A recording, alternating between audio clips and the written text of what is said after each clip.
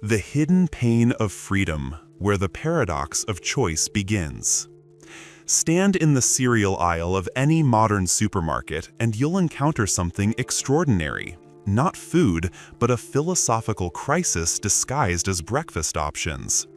47 varieties of cereal boxes stare back at you, each promising something different: energy, health, nostalgia, adventure, comfort. You came for something simple. You wanted to start your day. Instead, you're frozen, paralyzed by a question that shouldn't be this difficult. Which one? This moment, seemingly trivial, contains within it one of the most profound psychological struggles of our age. You're not just choosing cereal. You're standing at the crossroads of infinite possibility, and every path you don't take feels like a small death, a tiny betrayal of what could have been. Welcome to the paradox of choice, the strange, counterintuitive reality that the freedom we've spent millennia fighting for, the liberation we celebrate, the abundance we've created, might be the very thing stealing our happiness, one decision at a time. We live in an era of unprecedented freedom. Our ancestors could scarcely imagine the choices we face daily. What to eat, what to wear, what to study, where to work, who to love, how to spend our time, what to believe, who to become. All of these are decisions we must make, often multiple times every single day. We've been told this is progress. We've been promised that more options equal more happiness. We've been sold the dream that unlimited choice is the hallmark of an advanced, liberated society. But something went wrong along the way. Instead of feeling empowered by our choices, we feel burdened. Instead of celebrating our freedom, we feel exhausted by it. Instead of living fully in the moments we've chosen, we're haunted by the ghost of what we didn't choose, by the nagging suspicion that somewhere in that vast sea of possibilities, there was a better option, a perfect choice, a path that would have led to the happiness that seems to elude us. This is the hidden pain of freedom, the weight that comes with every decision, the anxiety that accompanies every choice, the regret that follows even our best attempts to choose well. It's a pain so subtle, so woven into the fabric of modern life that we often don't recognize it for what it is. We blame ourselves for our indecision. We criticize ourselves for our anxiety. We feel guilty about our inability to appreciate the abundance around us. But what if the problem isn't us? What if the very structure of unlimited choice, the thing we've been taught to celebrate, is fundamentally incompatible with human happiness? What if our brains, shaped by millions of years of evolution in environments of scarcity, are simply not equipped to handle the overwhelming abundance of options that characterize modern life? The paradox of choice begins with a simple observation. There is such a thing as too much freedom. Like water, which we need to survive but can drown in, or fire, which warms us but can also burn, choice in the right amounts enhances our lives. But in excess, it becomes a toxin that slowly poisons our ability to feel satisfied, confident, and at peace. Consider the life of someone born just a century ago. Their choices were limited, often severely so. Where they lived, what work they did, who they married, what they ate, all of these were constrained by geography, class, tradition, and necessity. We look back at these limitations with pity, seeing them as chains that bound human potential. Yet those people weren't necessarily unhappier than we are. In fact, studies of subjective well-being across time suggest something shocking. Despite all our material progress and increased freedom, we're not significantly happier than our great-grandparents were. In some measures, we're actually less happy, more anxious, more depressed, more medicated, more uncertain about our place in the world. How can this be? How can having more lead to feeling less? The answer lies in understanding that choice is not just a logical process, it's an emotional one. Every choice we make carries with it an emotional weight. We must imagine futures that don't yet exist. We must compare options that may be incomparable. We must predict how we'll feel about decisions whose consequences we can't fully know. We must live with the knowledge that in choosing one thing, we're simultaneously rejecting everything else. This emotional burden of choice manifests in countless ways throughout our daily lives. It's the 30 minutes you spend scrolling through streaming services, unable to pick a movie because you're afraid of wasting your limited free time on the wrong one. It's the professional paralysis of having so many career options that you can't commit to any single path. It's the dating anxiety of knowing that there are millions of potential partners just a swipe away, making it impossible to fully invest in the person sitting across from you. It's the existential dread of Sunday evening when you realize you spent the entire weekend trying to decide what to do with your free time instead of actually doing anything. The hidden pain of freedom is that it transforms every moment into a decision point, every experience into something that could have been better if only we'd chosen differently. It turns life itself into an endless optimization problem, where happiness is always just one better choice away, perpetually out of reach, perpetually beckoning, perpetually disappointing. And here's the cruelest twist. We can't even talk about this pain honestly without feeling ungrateful. We know we're privileged to have choices. We know that billions of people would gladly trade their constrained lives for our abundance of options.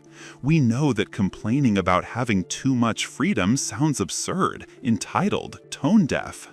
So we suffer in silence. We blame ourselves for not being better at choosing. We wonder what's wrong with us that we can't seem to appreciate the abundance around us. We feel guilty for feeling unhappy when we have so much.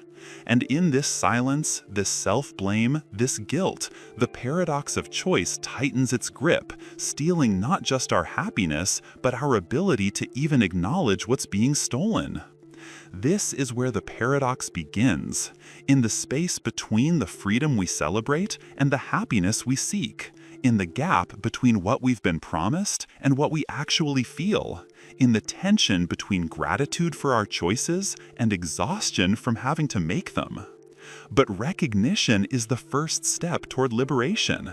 Understanding that the problem is not our personal failure, but a fundamental mismatch between human psychology and modern abundance, this understanding can free us from self-blame and open the door to a different way of relating to choice. The journey ahead will explore every dimension of this paradox. We'll dive deep into the psychology of decision-making, the neuroscience of choice overload, the philosophy of freedom, and most importantly, the practical wisdom of learning to choose less so we can live more. Because the paradox of choice, once understood, points toward its own solution: the recognition that true freedom isn't found in having unlimited options, but in having the courage to limit them. Real happiness doesn't come from keeping all possibilities open, but from closing doors deliberately, from committing fully to the paths we choose, from finding peace in the acceptance that perfection is an illusion, and that good enough, chosen with intention and peace, is actually perfect. The hidden pain of freedom is real, but it's not inevitable. We can learn to choose differently. We can build lives structured around less, not more. We can find liberation not in endless possibility, but in intentional limitation.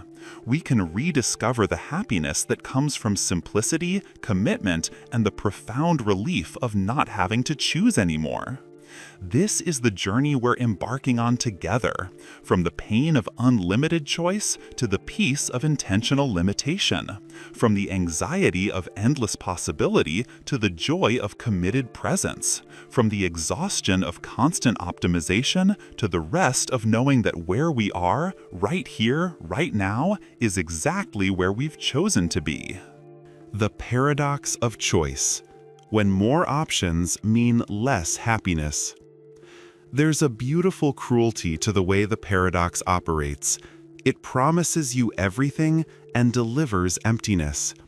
It tells you that abundance equals happiness, and then watches as abundance slowly drains the happiness from your life. The mathematical logic seems unassailable.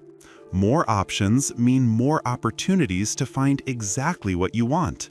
More choices mean higher probability of satisfaction. More freedom means more happiness. It's such a simple equation that we've built entire societies around it. Economic systems that pursue endless growth and variety, cultural narratives that celebrate expansion and possibility. But human beings aren't mathematical equations. We're messy, emotional creatures whose happiness depends less on objective circumstances and more on subjective perception. Less on what we have and more on how we feel about what we have. Less on the absolute quality of our choices and more on our sense of peace with those choices. Let me share a story that captures this perfectly. A young woman named Sarah spent 6 months planning her wedding. Not because the logistics were particularly complicated, but because every single decision became an exhausting expedition through infinite options. The dress alone took 12 shopping trips across 8 different boutiques. She tried on 43 dresses. She spent hours researching designers, styles, fabrics. She created elaborate spreadsheets comparing features and prices. When she finally chose a dress, she felt no joy. Instead, she felt haunted by the 42 dresses she didn't choose. What if one of them would have been better? What if she missed the perfect dress because she got tired of looking? What if there was another boutique she didn't visit, holding the dress that would have made her wedding truly magical? This anxiety spread to every aspect of the wedding. The venue, the caterer, the flowers, the music, the photographer. Every choice became a referendum on her judgment, a test she could pass or fail, an opportunity to get it right or get it wrong. By the time her wedding day arrived, she was so emotionally depleted that she struggled to feel present during the ceremony. The day she'd spent 6 months planning felt like it was happening to someone else. Afterward, when friends asked about her wedding, she couldn't talk about the day itself.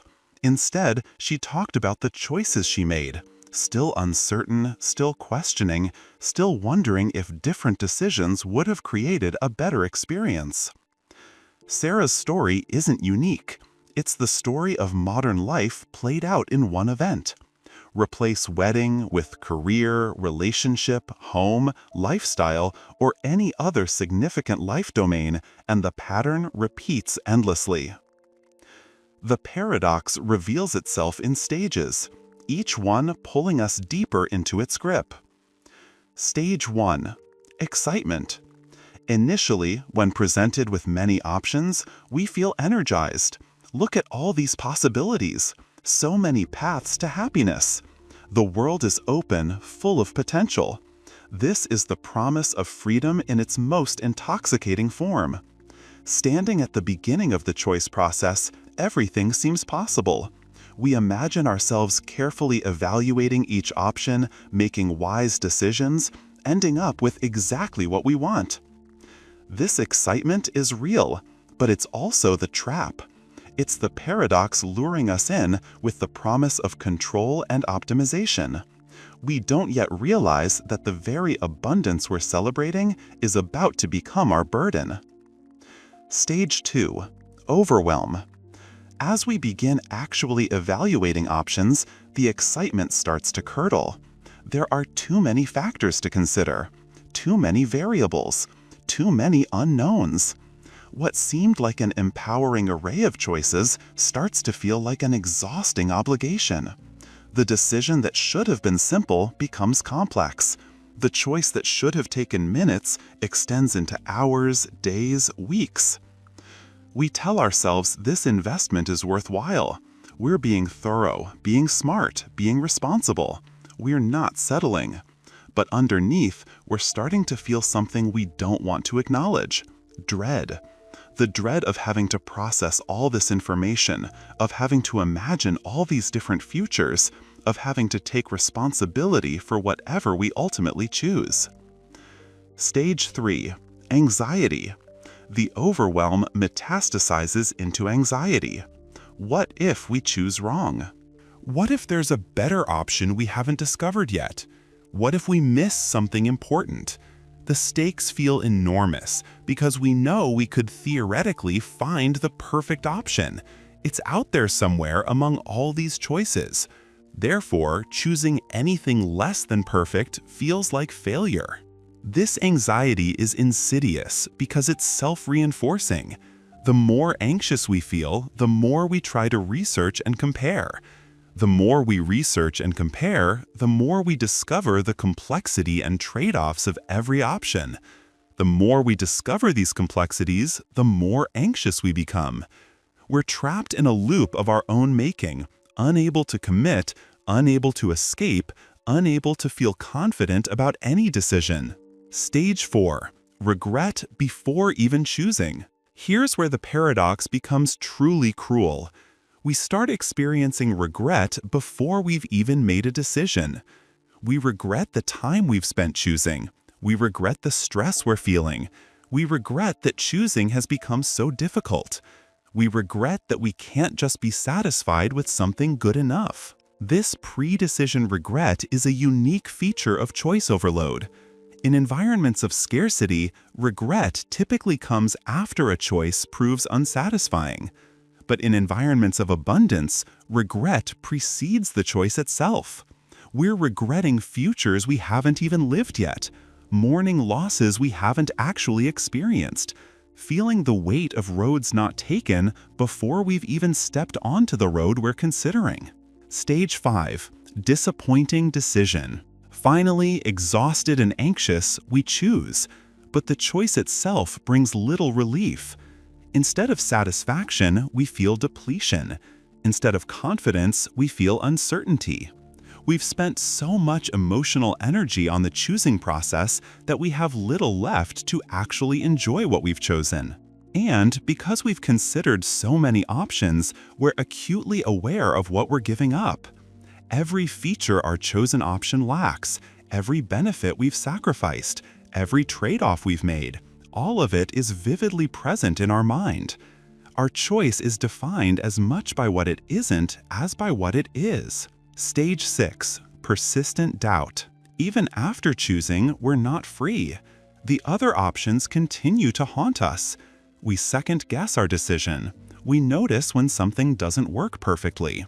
We wonder if a different choice would have been better. We're psychologically unable to commit fully because we remain aware that we could have chosen differently. This persistent doubt prevents us from fully inhabiting our choices. Instead of investing deeply in what we've selected, we maintain a kind of emotional distance, ready to jump ship if something better comes along, unable to develop the depth of satisfaction that comes from full commitment. The cruelest irony is that this entire psychological journey from excitement to doubt is supposed to lead to better outcomes and greater happiness. But research consistently shows the opposite. People who face fewer choices are generally happier with their choices, experience less regret, and show greater commitment to their choices. Psychologist Barry Schwartz, who coined the term paradox of choice, conducted numerous studies demonstrating this effect. In one famous experiment, shoppers at a grocery store were presented with either 6 varieties of jam or 24 varieties. The extensive selection attracted more attention, but the limited selection resulted in 10 times more actual purchases. When people did buy from the extensive selection, they reported less satisfaction with their choice than those who bought from the limited selection. This pattern repeats across domains. Students choosing colleges, consumers buying products, professionals selecting careers, singles dating. In every area, more options correlate with decreased satisfaction, increased regret, and higher likelihood of abandoning the choice process entirely. Why does this happen?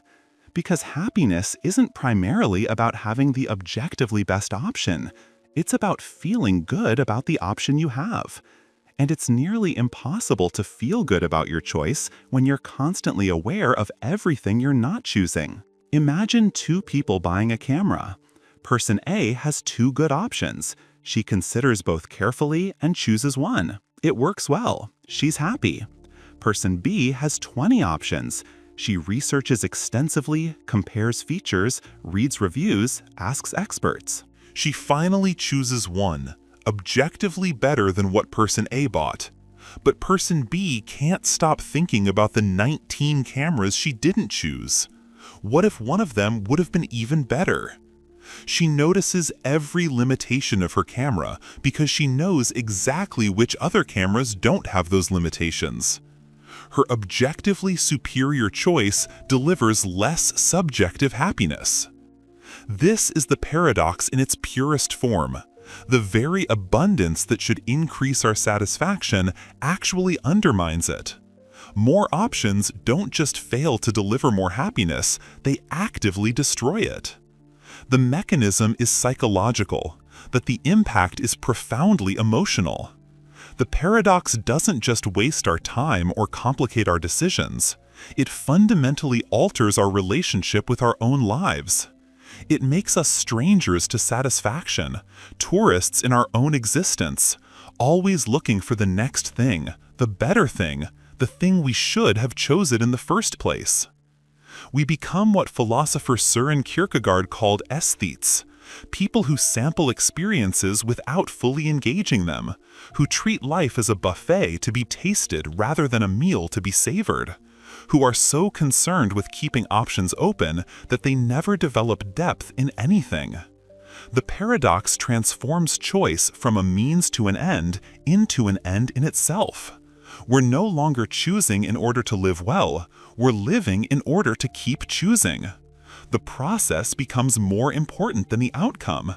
The possibility becomes more valued than the actuality.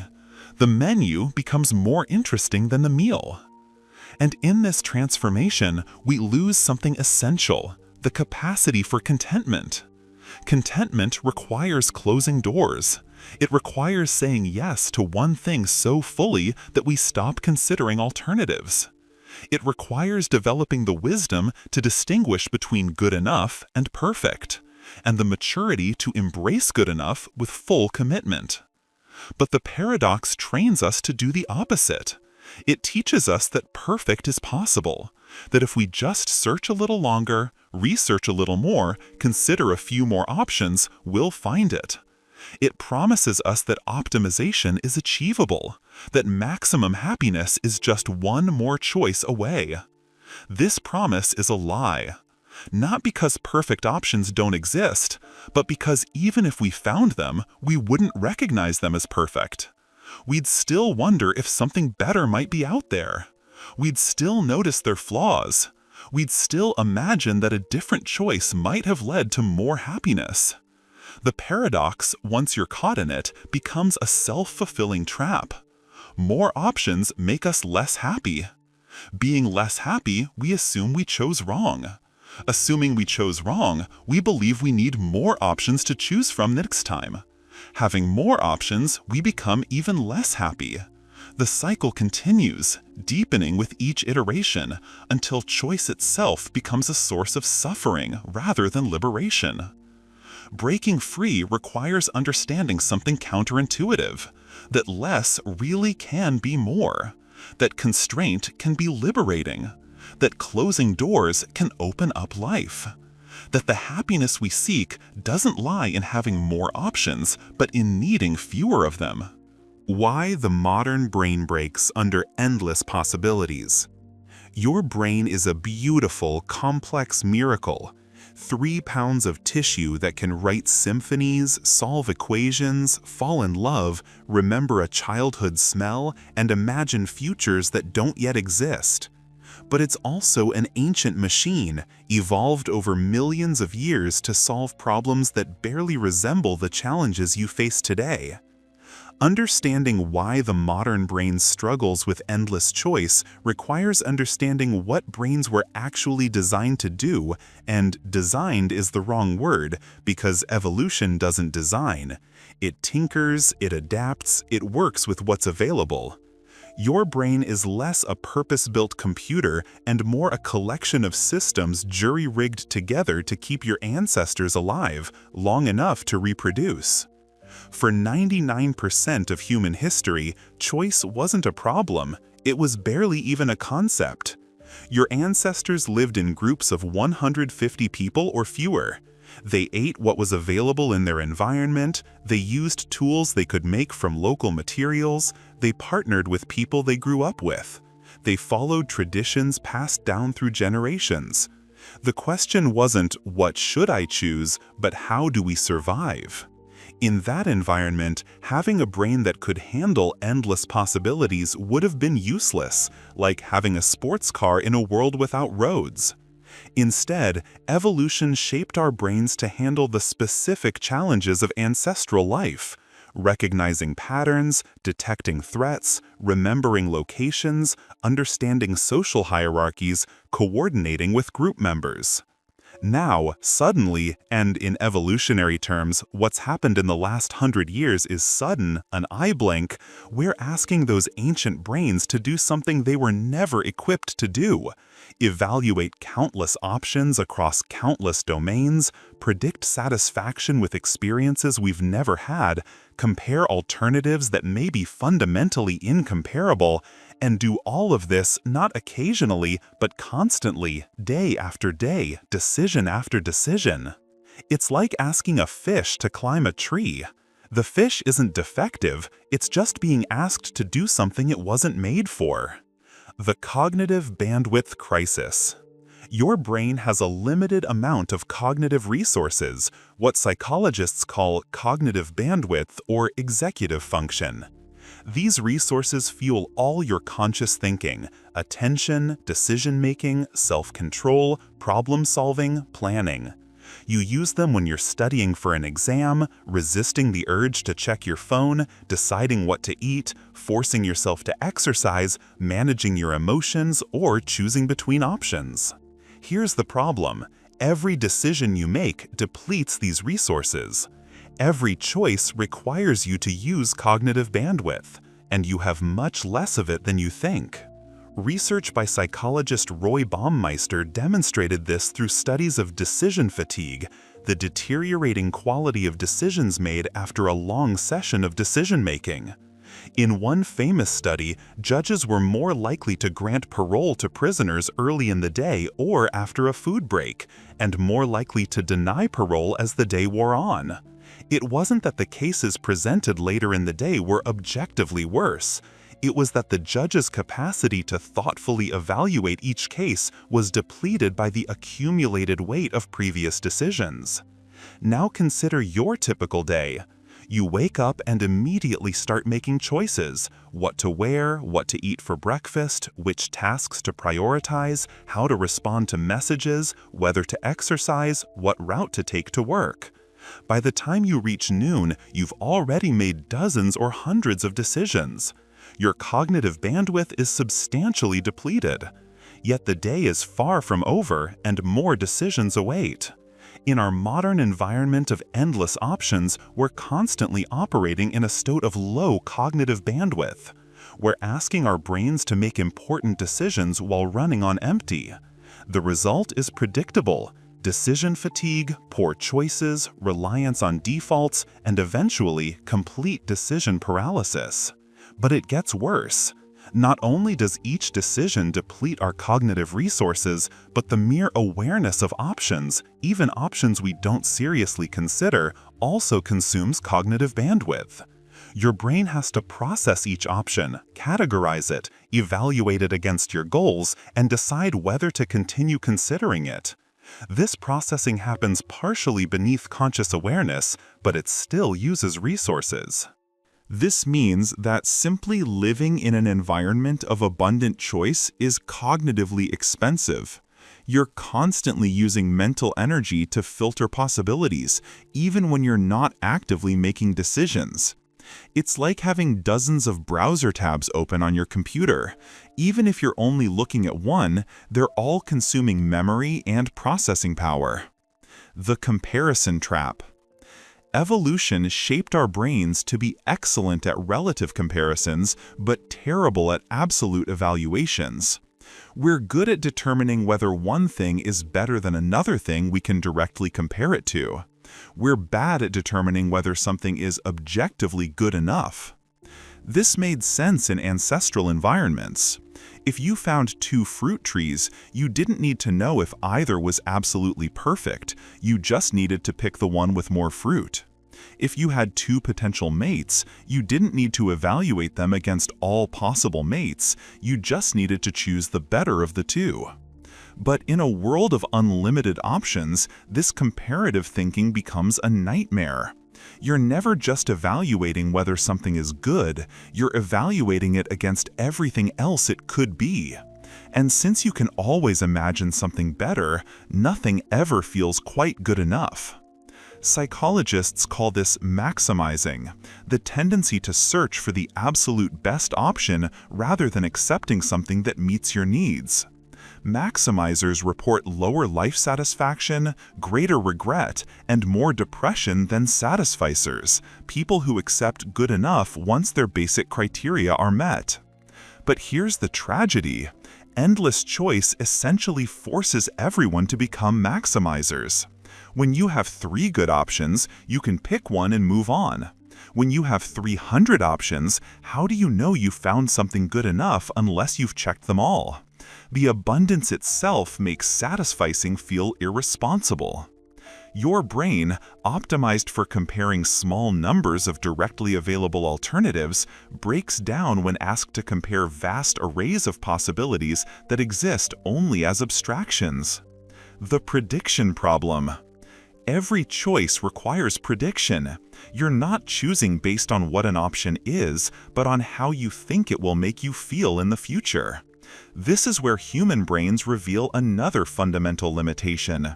We're terrible at predicting our future emotions. Psychologist Dan Gilbert has extensively documented affective forecasting errors, systematic mistakes we make when imagining how we'll feel about future events. We overestimate how happy good things will make us. We overestimate how unhappy bad things will make us. We fail to account for adaptation, our tendency to return to baseline happiness regardless of circumstances. We focus on salient features while ignoring how we'll actually experience something day to day. With limited options, these prediction errors matter less. You choose from what's available, adapt to your choice, and move on. But with unlimited options, these prediction errors become crippling. You're paralyzed trying to imagine how you'll feel about hundreds of different possibilities, using a prediction system that's fundamentally flawed. It's like trying to navigate with a broken compass. The more distance you try to cover, the more options you consider, the more lost you become. The information overload. Modern choice doesn't just multiply options, it multiplies information about those options. You can research anything exhaustively. Read reviews, compare specifications, study ratings, watch videos, read forums, consult experts. The information available about any significant purchase or decision far exceeds your brain's capacity to meaningfully process it. Your ancestors made decisions based on direct experience and knowledge from their immediate community. Your brain evolved to handle that scale of information. It didn't evolve to process thousands of data points from strangers across the internet, weigh conflicting expert opinions, or synthesize research studies. Faced with information overload, our brains employ shortcuts, heuristics that often serve us well but can also lead us astray. We give too much weight to recent information, vivid stories, or opinions from people we like. We seek information that confirms what we already believe. We're swayed by how options are presented rather than their actual merits. These mental shortcuts aren't bugs, they're features that helped our ancestors make quick decisions with limited information. But in an environment of abundant information, they make us vulnerable to manipulation and poor decisions. We think we're being thorough and rational, but we're actually drowning in data we can't properly process. The commitment crisis. Human brains are particularly adept at one thing that becomes problematic in an environment of endless choice: simulating alternatives. You can vividly imagine what life would be like if you'd made different choices. This ability probably evolved to help with planning and learning from experience. If you could mentally simulate different hunting strategies, you'd be more successful without having to risk your life testing them all. But this useful ability becomes torture when applied to choice overload. After you choose, your brain continues generating simulations of the roads not taken. What if you'd chosen differently? Would you be happier, more successful, more fulfilled? These counterfactual simulations are vivid and compelling, even though they're completely imaginary. With limited options, this simulation capacity is constrained. With unlimited options, it runs wild. Your brain keeps generating what-if scenarios, each one suggesting that a different choice might have been better. You're haunted by ghost lives you're not living, imagined happiness you're not experiencing, fictional versions of yourself who made different choices and are presumably thriving. This makes genuine commitment nearly impossible. You can't fully invest in what you've chosen because your brain keeps showing you alternatives. You maintain psychological distance from your decisions, ready to jump to something else if these imagined alternatives seem better. The dopamine trap. There's also a neurochemical dimension to why modern brains struggle with choice. Dopamine, often misunderstood as the pleasure chemical, is actually more accurately described as the wanting chemical. It's released not when you get what you want, but when you anticipate getting it. It motivates seeking behavior, exploration, pursuit. In ancestral environments with limited options, dopamine motivated useful behaviors, exploring new territories, seeking better resources, pursuing potential mates. Once you found something good, dopamine decreased and other neurochemical systems took over, allowing you to feel satisfied and stop seeking. But modern environments hack this system. Endless options keep dopamine elevated. There's always something new to explore, something potentially better to seek. Your brain stays in seeking mode, never transitioning to the satisfaction mode that allows contentment. This is why scrolling through options feels mildly pleasurable, even though it's ultimately unsatisfying. Your dopamine system is activated by the possibility of finding something great. But because the options are endless, you never actually find and settle on something, never get the satisfaction that comes from completing the search. You're stuck in a neurochemical loop, seeking without finding, wanting without having, pursuing without catching. It's psychologically exhausting and emotionally depleting. The social comparison amplifier. Human brains are also deeply social. We're constantly comparing ourselves to others, evaluating our status, monitoring our reputation. This made sense in small groups where your survival depended on your social position. But social media has weaponized this tendency. You're not just aware of the choices your immediate community made, you're aware of the choices millions of people made. You see their highlight reels, their successes, their perfect moments. And your brain, designed to compare yourself to the few dozen people you actually knew, is now comparing you to everyone. Every choice you make is implicitly measured against what everyone else chose. Did you pick the right career when you see classmates succeeding in other fields? Did you choose the right partner when you see others' perfect relationships online? Did you make the right lifestyle choices when you're bombarded with images of people living differently? This constant social comparison makes every choice feel higher stakes. You're not just choosing for yourself, you're choosing in relation to everyone else.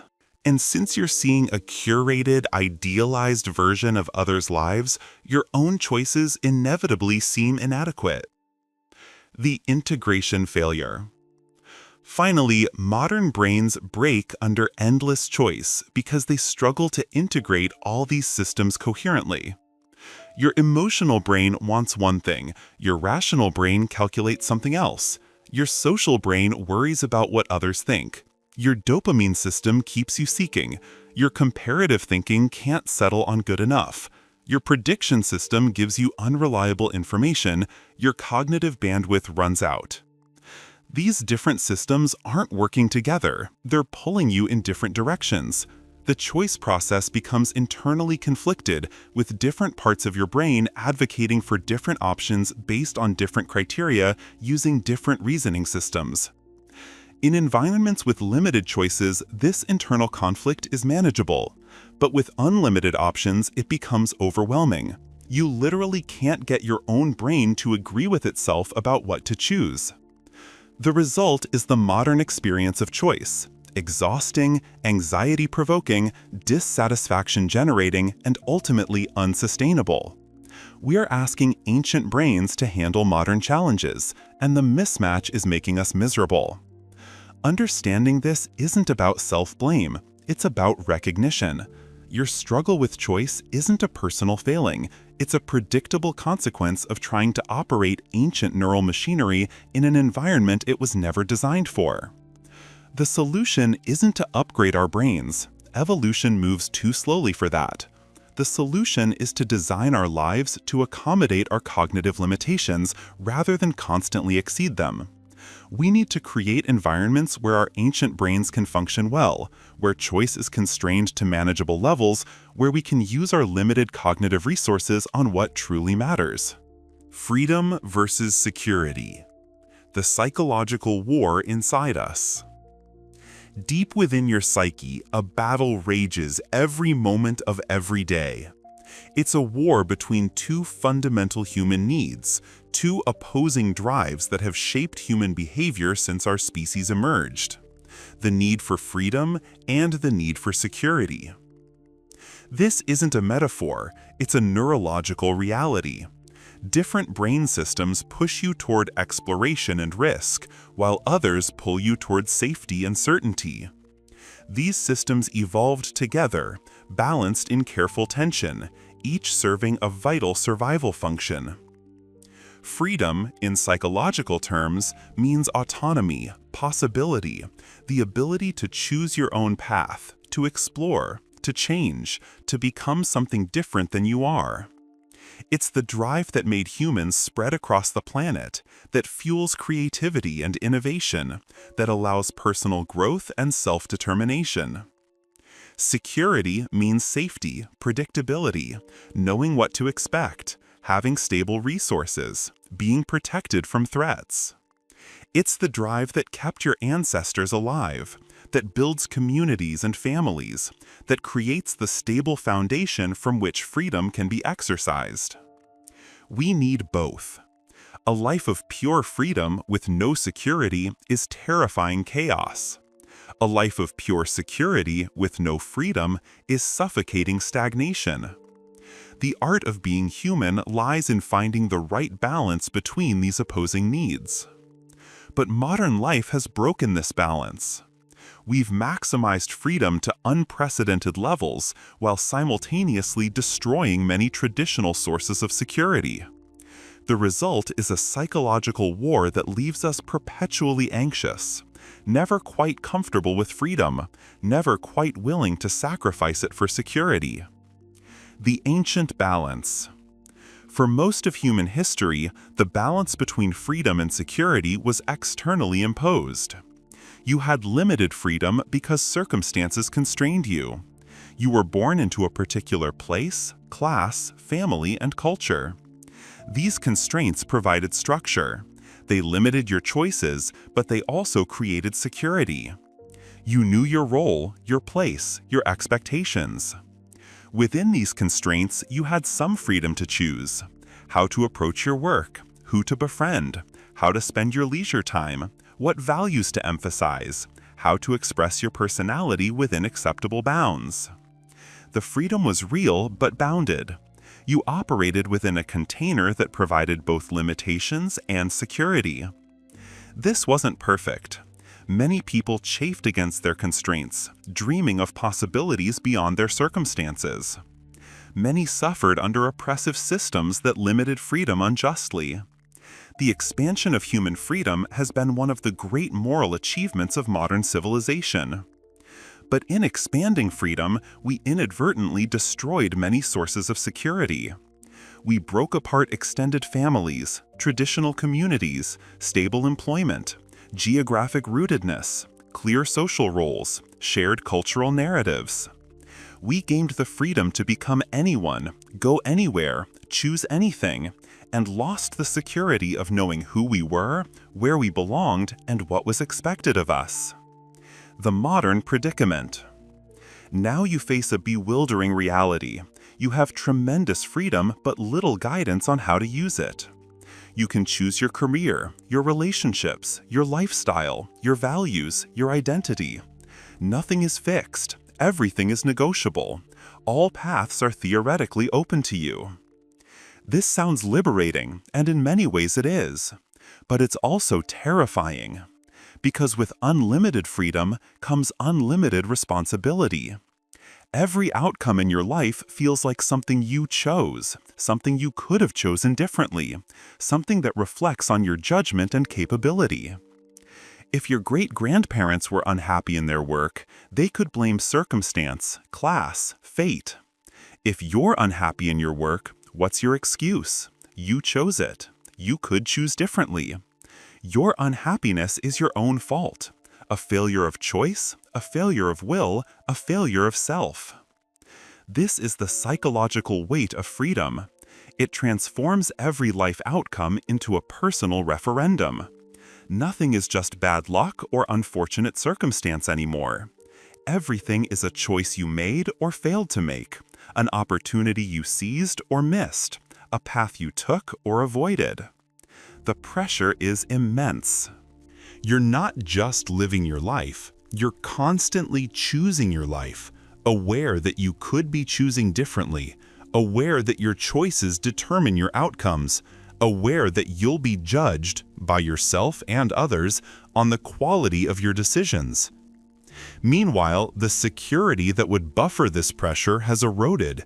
You can't rely on stable employment. Careers change constantly. You can't rely on geographic community. People move frequently. You can't rely on traditional institutions. They've lost authority and coherence. You can't rely on clear social roles. Everything is fluid and negotiable.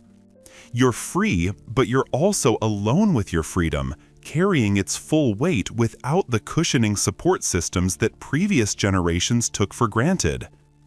The anxiety of freedom. Existential philosopher Soren Kierkegaard wrote about the dizziness of freedom, the vertiginous feeling that comes from confronting unlimited possibility. When everything is possible, nothing is necessary.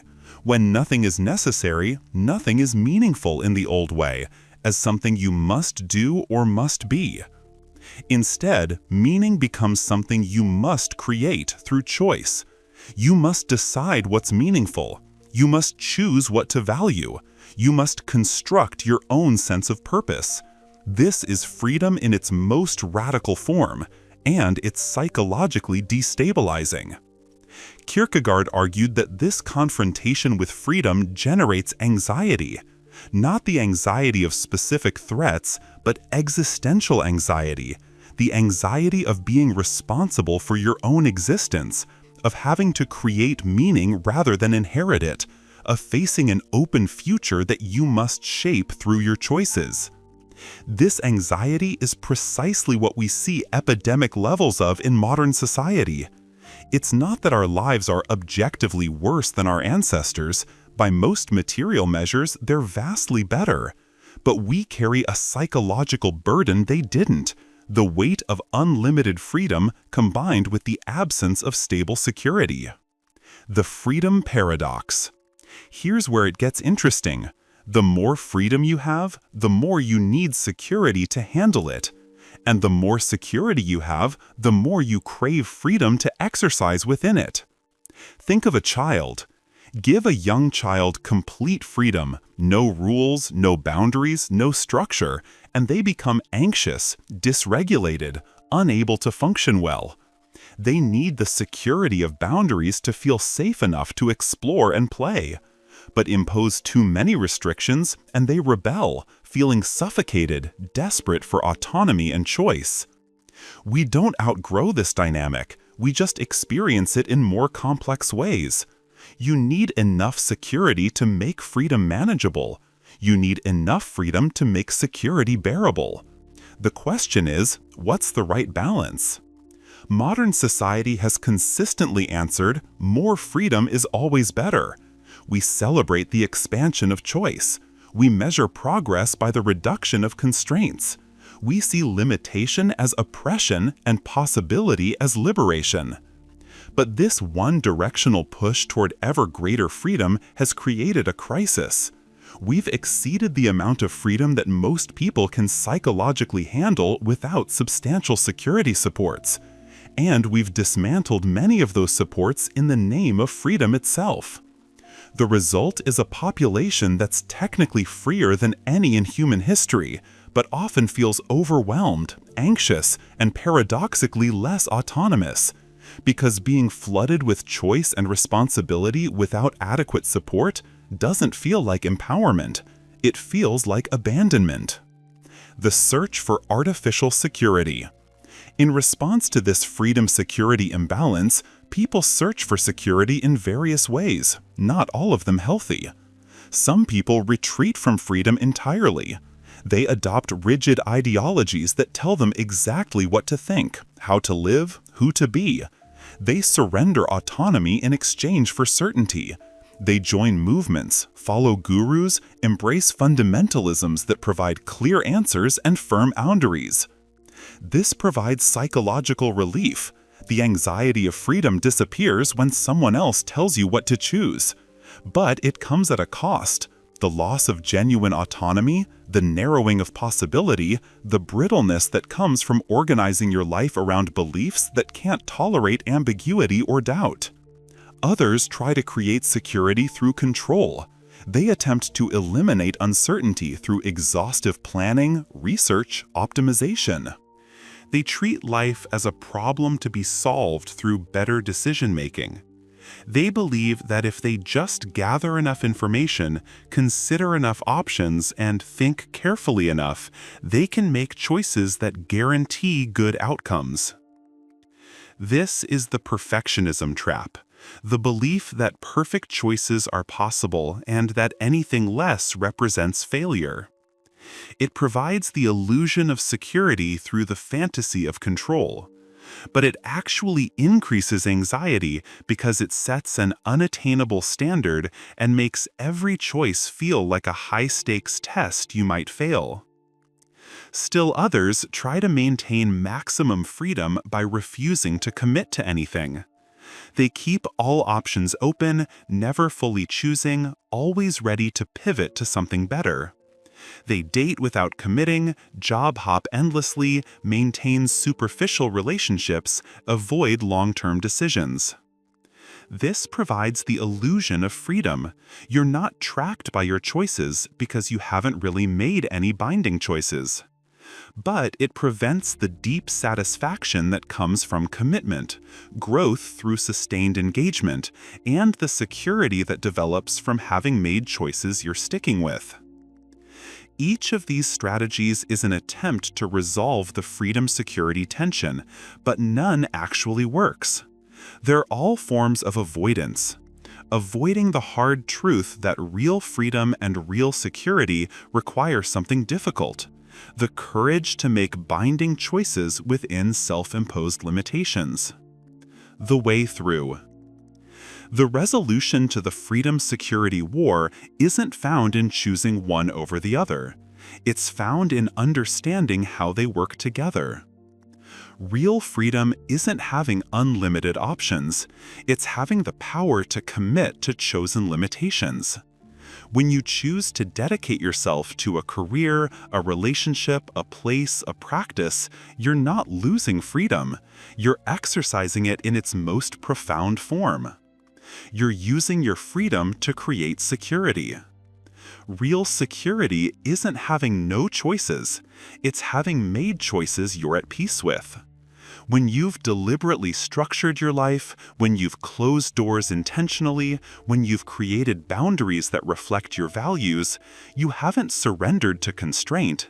You've used constraint to create a foundation for flourishing. The psychological war ends when you stop seeing freedom and security as opposites and start seeing them as complementary. You need freedom to choose your constraints. You need constraints to make your freedom meaningful. A musician isn't less free because they've committed to mastering an instrument. They're more free because their chosen constraint has developed capabilities they wouldn't otherwise have. A committed relationship doesn't eliminate freedom. It creates the security within which deeper forms of intimacy and growth become possible. A focused career path isn't a trap. It's a chosen channel through which your energy can flow with power rather than dissipating across too many directions. The art of living well in a world of unlimited choice is the art of using your freedom to create appropriate limitations, then having the wisdom to embrace those limitations as liberating rather than oppressive. This requires a different relationship to choice. Not choice as something to maximize, but choice as something to complete. Not choosing as a process to keep open, but choosing as a commitment to honor. Not freedom as infinite possibility, but freedom as the power to build a life you don't need to escape from. The war between freedom and security in your psyche doesn't end with one side winning. It ends when you recognize that they're not actually at war. That properly understood, freedom is how you create security, and security is what makes freedom meaningful. The fear of choosing wrong. How it steals our peace. There's a specific fear that haunts modern life, a low-grade anxiety that colors countless moments, the fear that you're choosing wrong. Not wrong in any dramatic sense, not catastrophically, dangerously, irreversibly wrong, just wrong, suboptimally, imperfectly, less than best. This fear lives in the grocery store when you're choosing yogurt and wondering if the organic one is really worth the extra money. It lives in your career when you wonder if you should have taken that other job offer. It lives in your relationships when you imagine how things might have been with someone else. It lives in your home when you scroll through real estate listings just to see what else is out there. It's not usually conscious or explicit. It's more like a persistent background hum, a subtle unease, a nagging sense that somewhere out there is a better choice you failed to make. It doesn't scream at you, it whispers, and somehow the whisper is worse than a scream because you can never quite make out what it's saying, never quite pin it down, never quite address it directly. This fear steals something precious: peace. The ability to rest in your choices, the capacity to be fully present with what is, rather than haunted by what could be. The simple, profound satisfaction of saying, "This is good," and meaning it without qualification or reservation. The anatomy of the fear. The fear of choosing wrong isn't actually about the choice itself. It's about what the choice represents. Every choice is a statement about your judgment, your wisdom, your ability to navigate life successfully. A bad choice suggests that maybe you don't know what you're doing, that you can't trust yourself, that you're not competent to manage your own life. This fear is amplified by the weight of responsibility that unlimited choice creates. If you had few options, a suboptimal choice would be understandable. You did the best you could with what was available. But when you have countless options, a suboptimal choice becomes harder to excuse. You had every opportunity to choose well. If you chose poorly, that's on you. The fear is also fed by opportunity cost, the awareness that choosing one thing means not choosing everything else. Every choice is simultaneously a rejection. When you say yes to something, you're saying no to countless alternatives. What if one of those alternatives would have been better? This is particularly painful because you can never know. The path you took, you experience directly. The paths you didn't take exist only in imagination. And imagination, unburdened by the messiness of reality, often makes unchosen paths look better than they would have been. The illusion of reversibility. Modern life creates a dangerous illusion that choices are reversible, that you can always change your mind, that nothing has to be permanent. Don't like your job? Quit. Relationship not perfect? Leave. Unhappy with your city? Move. Regret your purchase? Return it. This sounds like freedom, and in some ways it is. But it also creates a psychological trap. If choices are reversible, then you never have to fully commit to anything. You can always keep one foot out the door, always maintain the option to change your mind, always hold something back in case you need to exit. This prevents the deep investment that creates satisfaction. You can't fully inhabit a choice you're not committed to. You can't develop mastery in something you might abandon. You can't build depth in relationships you're ready to leave. You can't feel at home in a place you're treating as temporary. The fear of choosing wrong is perpetuated by the belief that if you do choose wrong, you can simply choose again. But this solution actually deepens the problem. It keeps you in perpetual choosing mode, never settling, never resting, never allowing your choices to develop into something meaningful.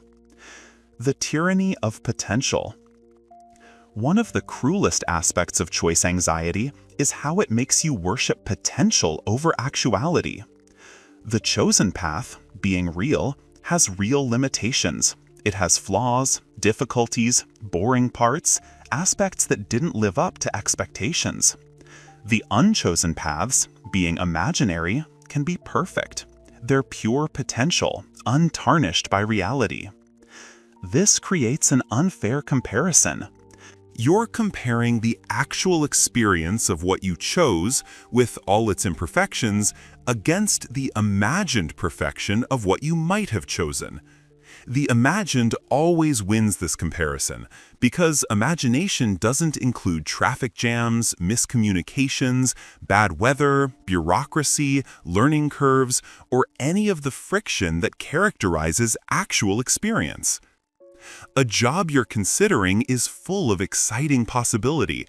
A job you're doing includes tedious meetings, frustrating coworkers, and boring tasks. A place you might visit shimmers with romantic potential. A place you live includes trash collection days, noisy neighbors, and long winter evenings. A person you might date seems perfect. A person you're dating has annoying habits, bad moods, and fundamental incompatibilities you have to navigate. The fear of choosing wrong is really the fear that actuality will always disappoint compared to potential. And it's a justified fear, because actuality will always disappoint compared to potential. That's not because you chose wrong, it's because potential isn't real. The social dimension. The fear of choosing wrong is intensified by social comparison. You're not just evaluating your choices in isolation, you're evaluating them in relation to what others chose. And in the age of social media, you're constantly exposed to everyone's highlight reels, their best moments, their successes, their apparent happiness with their choices. Someone else's career looks more glamorous. Someone else's relationship looks more romantic. Someone else's home looks more beautiful. Someone else's life looks more fulfilled. And the insidious thought creeps in, they chose right and you chose wrong. This ignores the obvious. You're comparing your behind the scenes with everyone else's highlight reel. But the fear doesn't care about logical arguments. It just whispers, you should have chosen what they chose. You should have what they have. You chose wrong. The perfectionism connection. The fear of choosing wrong is intimately connected to perfectionism, the belief that perfect choices are possible and anything less is failure. Perfectionists approach each decision as a test they must pass. They must find the optimal option. They must avoid mistakes. They must choose correctly. This transforms choosing from a practical activity into an existential challenge. It's not just which yogurt should I buy, it's am I the kind of person who makes good decisions? The stakes feel enormous because each choice becomes evidence about your fundamental adequacy as a human being. Perfectionism also creates paralysis. If you must choose perfectly, and perfect is nearly impossible to identify with certainty, then the safest choice is often no choice. Delay, research more, keep options open, avoid commitment. At least if you haven't chosen wrong. But not choosing is itself a choice, usually a bad one. Life is happening, time is passing, opportunities are closing. By trying to avoid choosing wrong, you guarantee missing out on choosing at all. The cost of the fear. The fear of choosing wrong extracts a heavy toll. It prevents presence. Instead of being fully engaged with your current experience, you're mentally elsewhere, comparing what is to what might have been, wondering if you should have chosen differently, staying partly disconnected in case you need to change course. It prevents depth. You can't develop mastery, expertise, or deep satisfaction in anything if you're always second-guessing if you should be doing something else. Depth requires sustained engagement, and sustained engagement requires being at peace with your choice to engage. It prevents gratitude. When you're constantly aware that you could have chosen differently, it's hard to feel grateful for what you have. Gratitude requires acknowledging that what you have is good, but the fear keeps whispering that something else might have been better. It prevents growth. Real growth comes from working through challenges, not from abandoning things when they get difficult. But if you're afraid you chose wrong, every difficulty becomes evidence that you should quit rather than persevere. It prevents rest. There's no psychological rest when you're constantly wondering if you should be doing something else, being somewhere else, with someone else, pursuing some other path. The fear keeps you in a state of perpetual low-grade anxiety, never quite settled, never quite at ease. Breaking free. The antidote to the fear of choosing wrong isn't finding the right choice, it's changing your relationship to choice itself. First, abandon the fantasy of perfect choices. Perfect choices don't exist. Every option has trade-offs. Every path has difficulties. Every choice involves giving up alternatives. This isn't because you're choosing poorly, it's because that's the nature of choice. Second, accept that you're making choices with incomplete information, limited ability to predict the future, and systematic biases you're not even aware of. Every choice is somewhat blind. You do your best, but you can't guarantee outcomes. Accepting this doesn't mean being careless, it means being realistic about the inherent uncertainty of life. Third, recognize that the quality of your life depends less on making optimal choices and more on fully inhabiting whatever you choose. A pretty good choice you commit to completely will bring more satisfaction than a theoretically optimal choice you constantly second-guess. Fourth, understand that many choices don't have objectively correct answers. Different people will thrive with different careers, lifestyles, relationships, locations. What's right for someone else might be wrong for you, and what's right for you might be wrong for them. There's no universal right choice, there's only what's right for you, given your values, circumstances, and goals. Fifth, practice commitment. Choose something, then give it your full investment. Notice the ways it's good. Develop it into something better. Create satisfaction through engagement rather than searching for it through selection. The fear of choosing wrong promises that if you just think harder, research more, consider more options, you'll find the choice that brings peace. But it's lying. Peace doesn't come from finding the perfect choice. It comes from making peace with the choice you made. When overthinking becomes an emotional prison. There's a particular kind of suffering that doesn't announce itself dramatically. It doesn't bring crisis or catastrophe. Instead, it quietly builds walls around your life, brick by brick, thought by thought, until one day you realize you're living in a prison you built yourself, a prison made entirely of overthinking. Overthinking looks like care, like diligence, like responsibility. It presents itself as being thoughtful, being careful, being smart. I'm just trying to make a good decision, you tell yourself, as hours turn into days, turn into weeks of analyzing, comparing, researching, considering. But overthinking isn't thinking. It's thinking, spiraling inward, consuming itself, generating more questions than answers, more confusion than clarity, more anxiety than insight. It's mental motion without mental progress, cognitive effort that produces exhaustion instead of understanding. And in the context of unlimited choice, overthinking becomes almost inevitable. How could it not? When you have countless options, each with multiple dimensions to consider, each with uncertain outcomes, each competing for your attention, how do you not overthink? The mechanics of the prison. Overthinking builds its prison through several interconnected processes, each one reinforcing the others. The research rabbit hole. You start with a simple question: which laptop should I buy? You read some reviews, but each review mentions features you hadn't considered. So you research those features, which leads to more reviews, which reveals more options, which requires more research. 3 hours later, you're reading forum posts from 2019 about technical specifications you don't understand, no closer to a decision than when you started. Actually further, because now you're aware of complexities you didn't even know existed. The comparison multiplication. You begin by comparing a few options, but then you realize you need to compare them across multiple dimensions: price, features, quality, reviews, brand reputation, future-proofing, resale value, environmental impact, aesthetic appeal. Each dimension spawns subdimensions. Each subdimension requires weighing and balancing.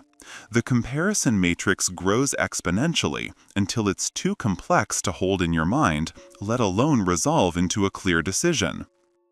The imagined consequence cascade. You try to predict how each choice will play out. But each choice has multiple potential consequences, and each consequence has further consequences, and each of those has ripple effects you need to consider. Soon you're trying to model an infinitely branching tree of possibilities, most of which will never happen, all of which feel important to consider. The devil's advocate spiral. For every reason to choose something, you generate a counterargument. For every pro, you identify a con. For every appeal, you discover a drawback. You pride yourself on being balanced, seeing all sides, not being swayed by initial impressions. But this balanced thinking prevents you from ever reaching a conclusion, because there's always another side to consider, always another angle to examine, always another perspective that complicates your emerging decision. The meta-thinking trap. Eventually, you start thinking about your thinking. Why is this so hard? What's wrong with me that I can't decide? Am I overthinking this? And then you're thinking about your thinking, caught in recursive loops that pull you further from any actual decision. These processes feed on each other. More research reveals more complexity, which requires more comparison, which generates more imagined consequences, which demands more devil's advocate scrutiny, which triggers more meta-thinking about why you can't decide, which makes you feel like you need to do more research. You're trapped in a closed loop, a mental prison with no exit, because every attempt to escape, make a decision, feels premature, insufficiently considered, potentially wrong. The emotional devastation. The prison of overthinking isn't just mentally exhausting, it's emotionally devastating in ways that accumulate slowly. Anxiety, Chronic overthinking generates persistent anxiety. You're constantly holding multiple future scenarios in mind, most of them negative or uncertain. Your nervous system responds to these imagined futures as if they're real threats. You're perpetually in a low-grade fight-or-flight state, never quite relaxed, never quite safe. Self-doubt. When you can't make decisions, you start doubting your competence. Other people don't struggle with this. What's wrong with me? The overthinking itself becomes evidence of inadequacy, which generates more anxiety, which fuels more overthinking. Isolation. Overthinking happens in your head, alone. You can't fully share the complexity of your thought process with others. When you try, it sounds neurotic, excessive, irrational, even to you. So you keep it private, struggling alone with mental tangles that would sound absurd if spoken aloud. This isolation deepens the problem because you have no reality check, no external perspective to break the spirals. Time loss. Hours, days, weeks disappear into overthinking. Time you could have spent living, experiencing, doing, lost to mental churning that produces no useful output. The loss feels shameful, which makes you reluctant to acknowledge it, which prevents you from addressing it.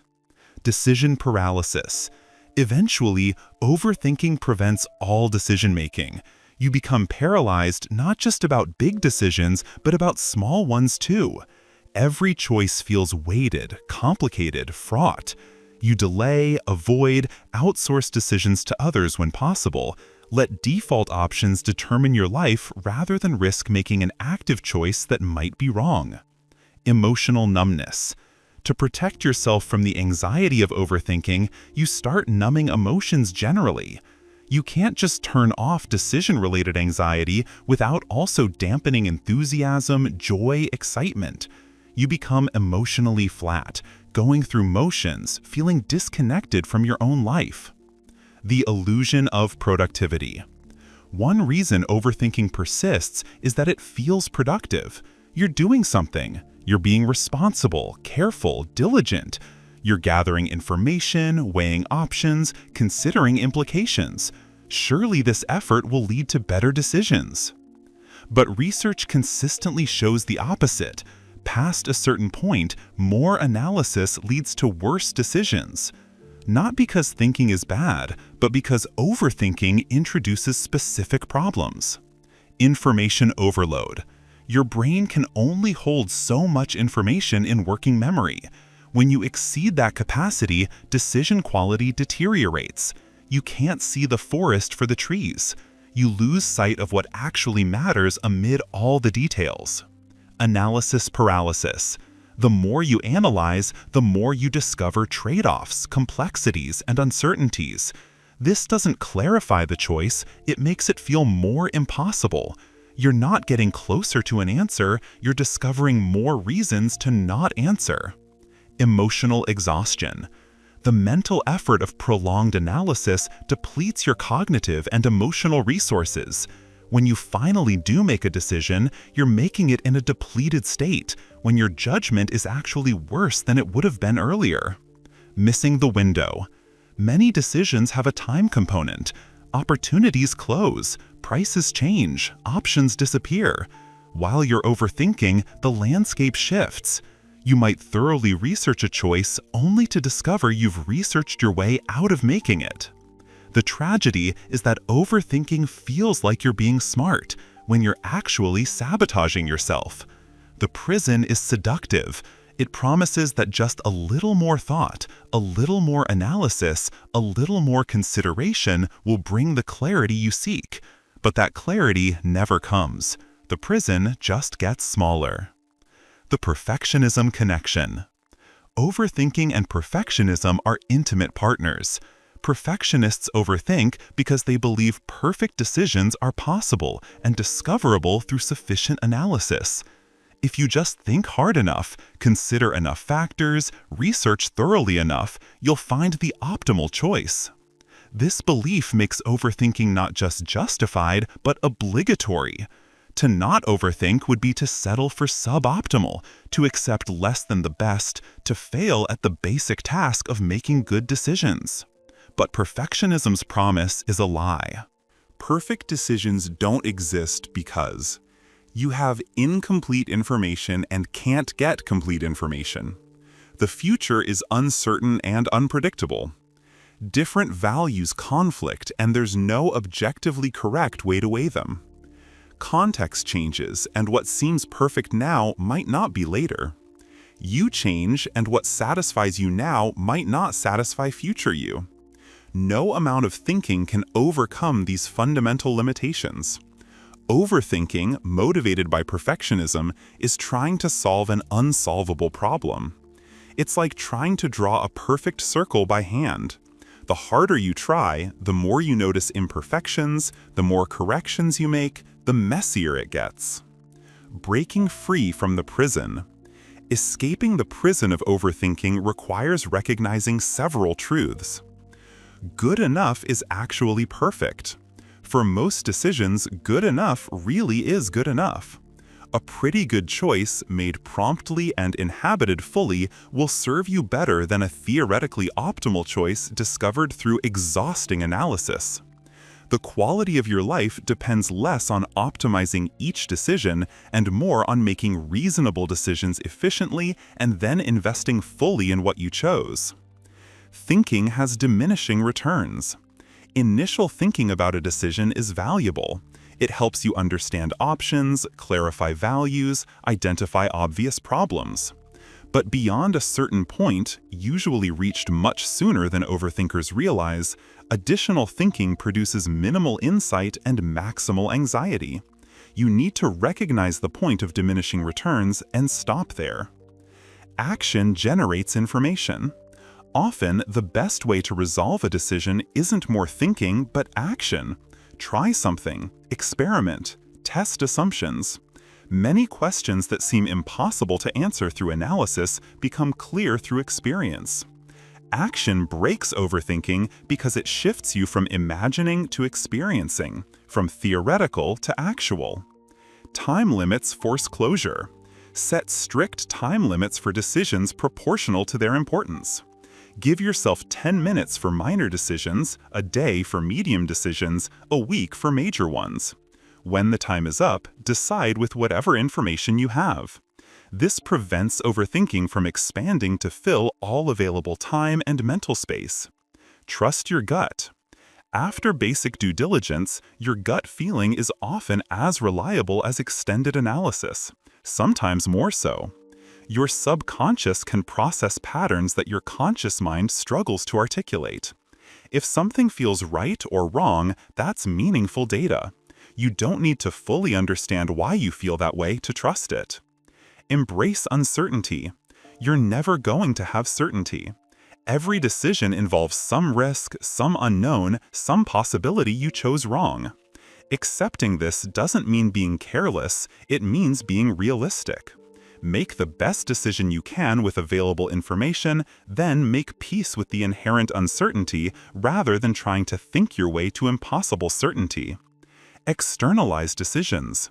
Sometimes the best way to break overthinking is to get it out of your head. Write out your thoughts. Talk them through with someone. Use external tools, spreadsheets, pro-con lists, decision matrices to organize thinking. This makes thought patterns visible, reveals when you're circling, and makes it easier to see when you have enough information to decide. The prison of overthinking isn't locked from the outside, it's locked from the inside. You built it through your own thought patterns, and you can dismantle it the same way. Not through more thinking, but through different thinking. Through recognizing when thought has become overthought, when analysis has become paralysis, when being careful has become being trapped. Freedom doesn't come from thinking your way to the perfect decision. It comes from making reasonable decisions without excessive agonizing, then living fully within those decisions rather than haunting yourself with alternatives. Regret before the decision, the shadow of every choice. There's something deeply strange about the emotional landscape of modern decision-making, We feel regret before we've even decided anything. We haven't made the choice yet, haven't experienced its consequences, haven't actually lost anything, yet regret already colors our thinking, already shapes our feelings, already shadows every option we consider. This is regret in its most insidious form: anticipatory regret, preemptive regret, the regret of imagination rather than experience. It's the weight of paths not yet chosen pressing down on paths we're considering. It's the ghost of future loss haunting present possibility. And it's paralyzing. The nature of anticipatory regret. Traditional regret happens after a choice plays out poorly. You chose something, it didn't work, you wish you'd chosen differently. That's rational regret. You have concrete evidence that another option would have been better. But anticipatory regret happens before any evidence exists. You're imagining future regret. You're simulating how you might feel if you choose one option and it doesn't work out. You're pre-experiencing the disappointment, the self-blame, the painful awareness that you could have chosen differently. This mental time travel, imagining future feelings about choices you haven't made, is a uniquely human cognitive ability. It probably evolved to help with planning, simulate different scenarios, predict their emotional consequences, use those predictions to make better decisions. But in an environment of unlimited choice, this helpful ability becomes a liability. You can simulate not just a few alternatives, but countless ones. You can imagine not just obvious consequences, but elaborate chains of hypothetical outcomes. You can generate anticipatory regret for every option, every path, every possibility. The result is a situation where every choice feels laden with potential regret before you've even made it. You're not just choosing, you're simultaneously choosing to accept all the future regret that this choice might generate. The anatomy of pre-decision regret. Anticipatory regret manifests in several characteristic thought patterns. What if I'm missing something better? Every option you're seriously considering is shadowed by the vast space of options you haven't considered. What if the perfect choice is one you haven't discovered yet? What if you're settling by choosing from your current set of options? What if just a bit more searching would reveal something clearly superior? This thought makes it almost impossible to commit to anything. There's always the possibility, however theoretical, that something better exists undiscovered. Choosing means accepting that you might be missing that superior option. What if this doesn't work out? You imagine choosing something and it disappointing you. You can see yourself 6 months from now, unhappy with this choice, wishing you'd chosen differently. The imagined future regret feels so vivid, so real, that it colors your current evaluation. You're not assessing the option itself, you're assessing your imagined future disappointment with it. What if the other option would have been better? Even after narrowing to just 2 finalists, you're haunted by comparison.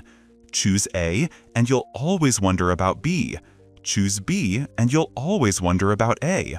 Whichever you choose, you're choosing to live with the uncertainty of whether the other would have been better. What if I'm making this decision for the wrong reasons? You question your own motivations. Am I choosing this because it's actually best, or because I'm tired of deciding? Am I being influenced by irrelevant factors? Am I letting emotions override logic, or logic override emotions? What if the very process I'm using to decide is flawed? What if I regret having closed other doors? Every choice forecloses other possibilities. Choose this career, and other careers become harder to pursue. Choose this place to live, and other places become less accessible. Choose this relationship, and other potential relationships end. You're not just choosing something, you're simultaneously excluding everything else. The loss feels real even though nothing has been lost yet. Each of these thought patterns generates emotional discomfort, a mix of anxiety, doubt, and sadness. It's not quite full regret, but it's close enough to feel terrible. You're grieving possibilities you haven't lost, regretting consequences that haven't happened, blaming yourself for mistakes you haven't made. The time paradox. The strangeness of anticipatory regret is that it time-shifts emotions that only make sense after experience. Regret properly belongs to the past. I chose something, experienced its consequences, and now wish I'd chosen differently. But anticipatory regret brings those future past emotions into the present. You're experiencing now what you imagine you'll feel later. You're making a current choice while simultaneously inhabiting an imagined future where that choice has already gone wrong. It's emotionally disorienting. You're in multiple time zones at once, never quite present, always partly in an imagined future, looking back with disappointment at your present self. This temporal confusion is exhausting. You can't rest in the present because you're constantly pulled into imagined futures. You can't fully evaluate current options because you're seeing them through the lens of hypothetical future disappointment. The multiplication effect. What makes anticipatory regret particularly overwhelming in contexts of unlimited choice is the multiplication effect. With 2 options, you can imagine 2 futures. With 10 options, 10 futures. With 100 options, 100 futures. And you don't just imagine simple futures, you imagine complex scenarios. How each choice might play out, what you might gain, what you might lose, how you might feel, what you might wish you'd done differently, how that regret might affect you, how you might cope with it. This multiplicative complexity creates an impossible emotional burden. You're trying to emotionally inhabit dozens or hundreds of imagined futures, feeling the potential regret of each one, carrying all those hypothetical disappointments as if they were real. It's like being responsible for an infinite number of possible selves, each one disappointed by your actual choices, each one reminding you that you could have been them instead, each one a silent reproach against whatever you actually decide. The avoidance strategy. One natural response to the pain of anticipatory regret is avoidance. If choosing generates regret, don't choose. Keep options open, delay decisions, maintain flexibility. This way, you never have to experience the regret of having chosen wrong, because you never quite choose at all. But this strategy backfires spectacularly. Not choosing is itself a choice. It's choosing to remain in the pre-decision state indefinitely. And that state is characterized by constant low-grade anticipatory regret for everything you're not choosing. You end up experiencing the regret you were trying to avoid, but in a prolonged, chronic form rather than an acute, time-limited one. And you miss out on the benefits of actually having chosen: commitment, depth, progress, the satisfaction that comes from fully inhabiting a decided path. The comparison with past selves. Anticipatory regret is amplified by our tendency to compare ourselves not just to what we could have been, but to what we would have been if we'd made better choices. We imagine idealized versions of ourselves who chose wisely, who are now living better lives, who aren't burdened by the consequences of our actual choices. These imagined optimal selves become a form of self-punishment. Current you is perpetually failing to live up to the hypothetical you who made better decisions.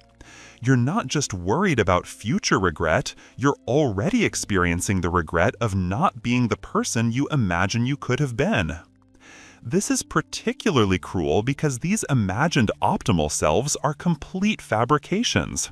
They're cherry-picked fantasies that take the best outcomes of multiple possible paths and combine them into a single impossible standard. But the emotions they generate are real. You really do feel inadequate compared to this fictional version of yourself. The cultural amplification. Our culture intensifies anticipatory regret through constant messaging about optimization and potential. You're told you can be anything, do anything, achieve anything, if only you make the right choices. Every success story is framed as the result of crucial decisions made at key moments. Every failure is explained as the result of poor choices. Your life is entirely within your control, determined by your choices. Choose well and you'll flourish. Choose poorly and you'll suffer. And since you could choose well, any suffering is your own fault, a regret waiting to happen, a future disappointment you could have avoided if only you'd chosen differently. This narrative creates immense pressure. Every choice becomes high stakes because your entire life trajectory depends on it. The potential for regret isn't just about this specific decision, it's about the cumulative impact of all your decisions, about whether you're the kind of person who makes good choices, about whether you're creating the life you could have had or settling for something less. Breaking free. Liberation from anticipatory regret requires several shifts in perspective. Recognize that regret is inevitable. You will experience regret in life, regardless of how carefully you choose. Some choices won't work out as hoped. Some paths won't deliver what they promised. Some opportunities will be missed. This isn't because you're choosing poorly, it's because uncertainty is inherent to life. Trying to choose in a way that prevents all future regret is trying to achieve the impossible. Distinguish between useful and useless anticipation. Some future thinking is valuable, considering likely consequences, thinking through obvious implications, preparing for predictable challenges. But endless simulation of hypothetical regret scenarios is useless. It doesn't improve decisions, it just generates anxiety. Learn to recognize when anticipation has crossed into anxiety and consciously stop. Accept that all choices involve loss. Every yes is also a no. Every path taken is also paths not taken. Loss is built into the structure of choice itself. You can't choose without simultaneously excluding alternatives. Rather than treating this loss as regret, treat it as the cost of choosing, a cost that's worth paying to have a life of commitment and depth rather than perpetual maybe. Focus on process, not outcomes. You can't control outcomes. Too many factors are beyond your influence. But you can control your decision process. Make choices using a reasonable process based on your values and available information. Then accept that outcomes are partly determined by factors you can't control. If you used a good process, you made a good choice, regardless of how it turns out. Practice self-compassion. You're making choices with limited information, uncertain futures, and imperfect prediction ability. You're doing your best in genuinely difficult circumstances. Treating yourself with compassion rather than harsh judgment reduces the sting of potential regret and makes it easier to make decisions without being paralyzed by fear of making them wrong. Reframe regret as information. If you do experience regret after a choice, don't treat it as proof you're bad at choosing. Treat it as information about your values, preferences, and prediction abilities. What did this teach you? What will you do differently next time? Regret, properly understood, is a learning opportunity, not a judgment. The shadow of anticipatory regret can only be dissolved by the light of accepting uncertainty, embracing imperfection, and making peace with the inevitable losses that choosing entails. We don't eliminate regret by choosing perfectly, we eliminate its power by choosing anyway, with wisdom and self-compassion, knowing that whatever we choose will be imperfect, and that imperfection is not just acceptable but inherent to the human condition. The illusion of the perfect option and why it never exists. Somewhere in the back of your mind, there's a belief so fundamental you might not even recognize it as a belief. It feels more like a truth, an obvious fact about how the world works. Perfect options exist. Maybe they're rare, maybe they're hard to find, but they're out there. Perfect jobs, perfect partners, perfect homes, perfect choices. This belief drives so much of modern decision-making. It's why you keep searching when you've already found something good. It's why you second-guess even your best choices. It's why you're never quite satisfied, never quite settled, never quite at peace. The belief is so seductive because it promises something profoundly appealing, that somewhere in the vast space of possibilities, there exists a choice that has no downsides, no trade-offs, no compromises. A choice that aligns perfectly with your values, meets all your needs, satisfies all your preferences, delivers everything you want. And this belief is completely, utterly, devastatingly wrong. Perfect options don't exist. They never have. They never will.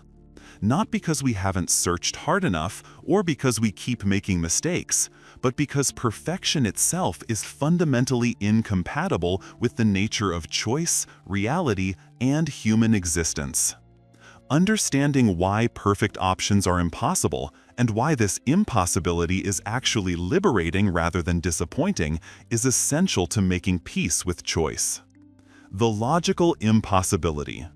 Start with a simple logical observation. Every choice involves trade-offs. To choose is to exchange one set of benefits and drawbacks for another set of benefits and drawbacks.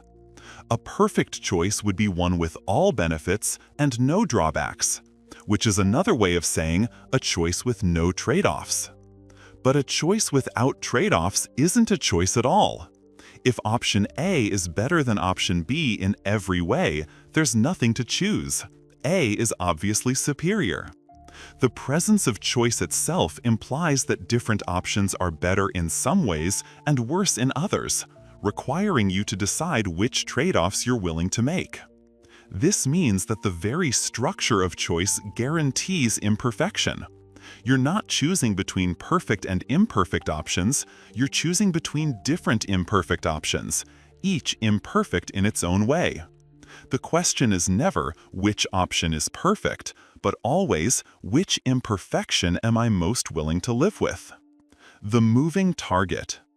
Even if perfect options were possible in theory, they'd be impossible in practice because both you and the world are constantly changing. What would be perfect for you today might be imperfect for you tomorrow. What seems perfect in one context becomes imperfect when context shifts. Consider relationships. Even if you could somehow find a partner who was perfect for current you, you both will change over years and decades. You'll grow, develop new interests, shift priorities, evolve your values. The person who's perfect for who you are now might be imperfect for who you become later, and vice versa. You might be perfect for them now, but imperfect for them later. This isn't a flaw in how we choose. It's a feature of existence in time. Everything is dynamic, impermanent, constantly becoming something else. Perfection would require not just perfect alignment at one moment, but sustained perfect alignment across all moments. And since the future is unknowable and change is constant, such sustained alignment is impossible. The value conflict. Perfect options are also impossible because our values themselves are often in conflict. You might value both security and adventure, both stability and freedom, both intimacy and autonomy, both novelty and familiarity.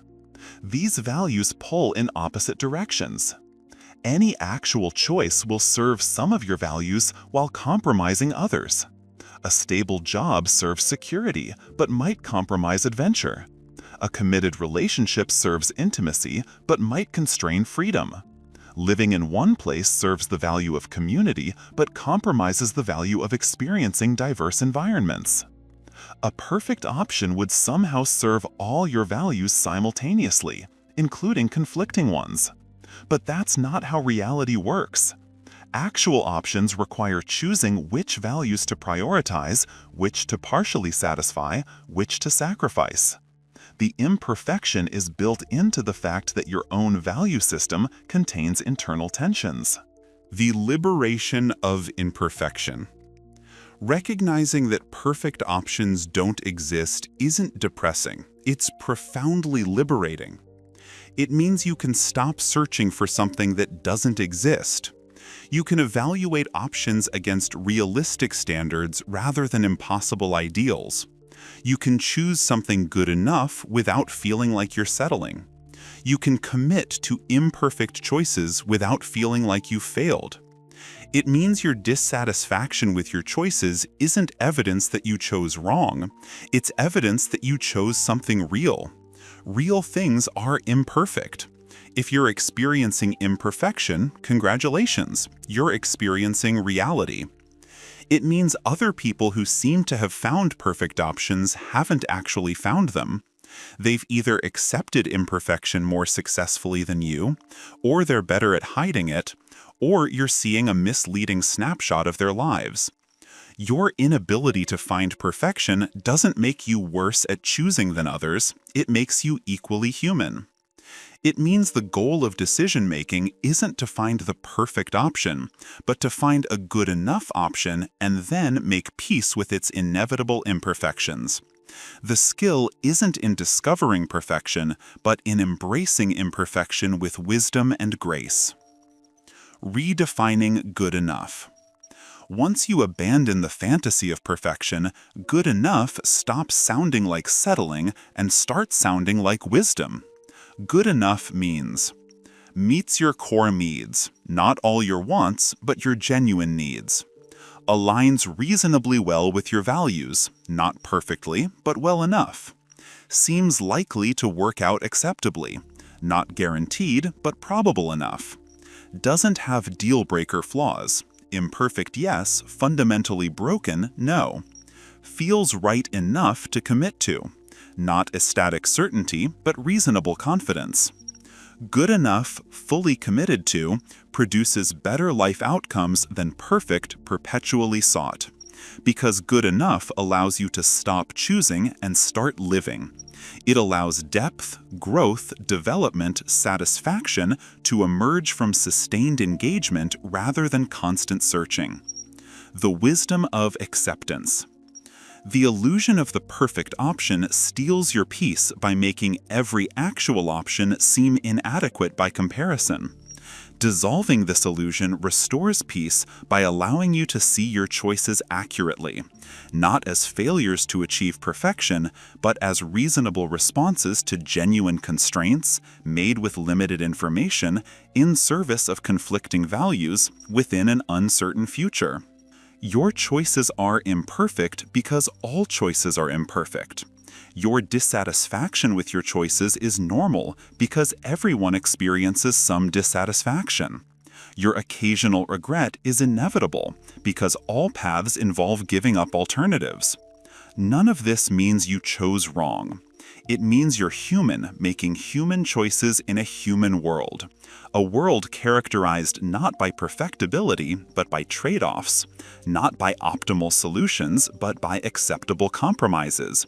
Not by ideal matches, but by good enough selections that become meaningful through sustained commitment. The perfect option is an illusion, but the good enough option is real. And real, chosen and lived fully beats imaginary perfection every single time. Analysis paralysis. When thinking replaces living. There comes a moment in every prolonged decision process when something shifts. What started as thoughtful consideration has transformed into something else entirely. A state where thinking about living has completely replaced the act of living itself. This is analysis paralysis. Not just difficulty making decisions, but a complete substitution of analysis for action, of planning for doing, of imagining for experiencing. You're so busy evaluating options that you forget options exist to be chosen and lived, not endlessly contemplated. Analysis paralysis is the final stage of the paradox of choice. The point where the abundance of options doesn't just make you unhappy, it makes you unable to function. You're frozen, not by external constraints, but by your own inability to commit to any of the paths stretching before you. The transformation from tool to trap. Analysis begins as a tool, a way to understand options, clarify values, make informed decisions. Used appropriately, analysis serves you. It helps you avoid obvious mistakes, identify what matters, compare meaningful differences between options. But somewhere along the way, analysis stops being a tool and becomes the activity itself. You're no longer analyzing in order to decide, you're analyzing instead of deciding. The means has become the end. The process has replaced the outcome. This transformation is subtle. It doesn't announce itself. One day you're researching grad schools to make an informed choice. Weeks later, you're still researching, not because you need more information, but because researching has become what you do. The research itself has taken on a life independent of its original purpose. You're caught in analysis paralysis when you've gathered far more information than needed to make a reasonable decision. You keep discovering new factors to consider that complicate rather than clarify. You can articulate detailed pros and cons of each option, but can't actually choose. You feel more anxiety about the decision now than when you started analyzing. You're spending more time analyzing than you would spend living with the consequences of a suboptimal choice. You've missed opportunities because you couldn't decide quickly enough. Analysis has become a form of procrastination disguised as diligence. The psychological mechanisms. Analysis paralysis persists because it serves hidden psychological functions. Safety through delay. As long as you're analyzing, you haven't chosen, which means you can't have chosen wrong. Analysis creates the illusion of safety through indefinite postponement. You're doing something, analyzing, so you don't feel like you're avoiding anything, but you're also not taking any risks. Control through information. Analysis promises control. If you just gather enough data, consider enough factors, think carefully enough, you can control the outcome. You can guarantee success. You can eliminate risk. This promise is false. You can't control outcomes through analysis, but the feeling of control is psychologically comforting. Identity through deliberation. Being someone who carefully considers decisions becomes part of your identity. You're thoughtful, responsible, diligent, not impulsive, reckless, or shallow. Analysis paralysis allows you to maintain this identity indefinitely, proving your thoughtfulness through endless deliberation. Protection from regret. As long as you haven't decided, you can't regret the decision. Analysis paralysis is a defense mechanism against the fear of making mistakes. It protects you from regret by preventing you from ever having anything to regret. These psychological functions explain why analysis paralysis is so hard to break. It's not irrational, it's serving real psychological needs, even as it prevents you from actually living. The opportunity cost. The most destructive aspect of analysis paralysis is what it steals from you: time, energy, and the actual experiences you're supposedly analyzing your way toward. Consider someone spending 6 months analyzing which career path to pursue. During those 6 months, they're not gaining experience in any career, they're not building skills, making connections, or discovering through direct experience what they actually enjoy. They're in a holding pattern, suspended between possibilities, accumulating neither the benefits of having chosen nor the information that would come from trying something. The 6 months lost to analysis might be more costly than choosing suboptimally and spending 6 months discovering it's not quite right. At least the latter provides real information and real experience. The former provides only anxiety and the illusion of progress. This opportunity cost compounds over time. Every day spent in analysis paralysis is a day not spent building the life you're trying to choose. Every week is a week not devoted to developing expertise, deepening relationships, creating experiences. Every month is a month where you're standing still while life moves forward. And here's the cruelest irony.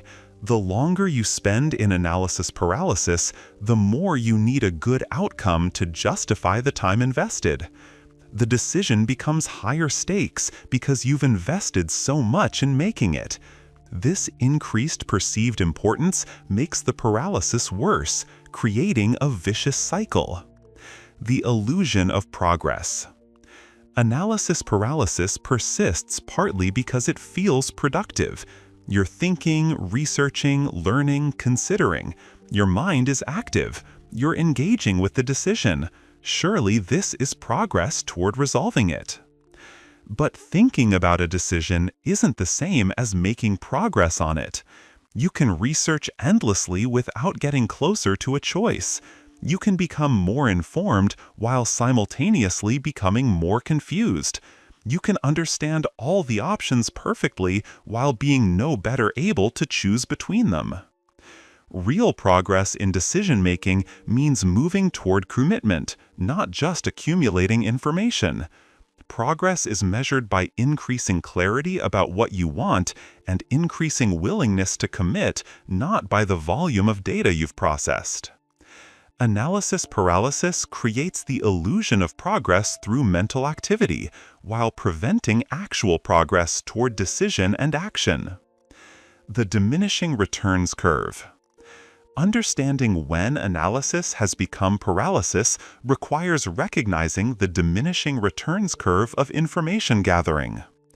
Initial research about a decision provides huge returns. You move from ignorance to basic understanding. You discover obvious factors, identify clear differences between options, eliminate non-viable alternatives. This early analysis is highly valuable. It prevents obvious mistakes and clarifies the real choice. But beyond a certain point, usually reached much sooner than we think, additional analysis provides minimal new insight.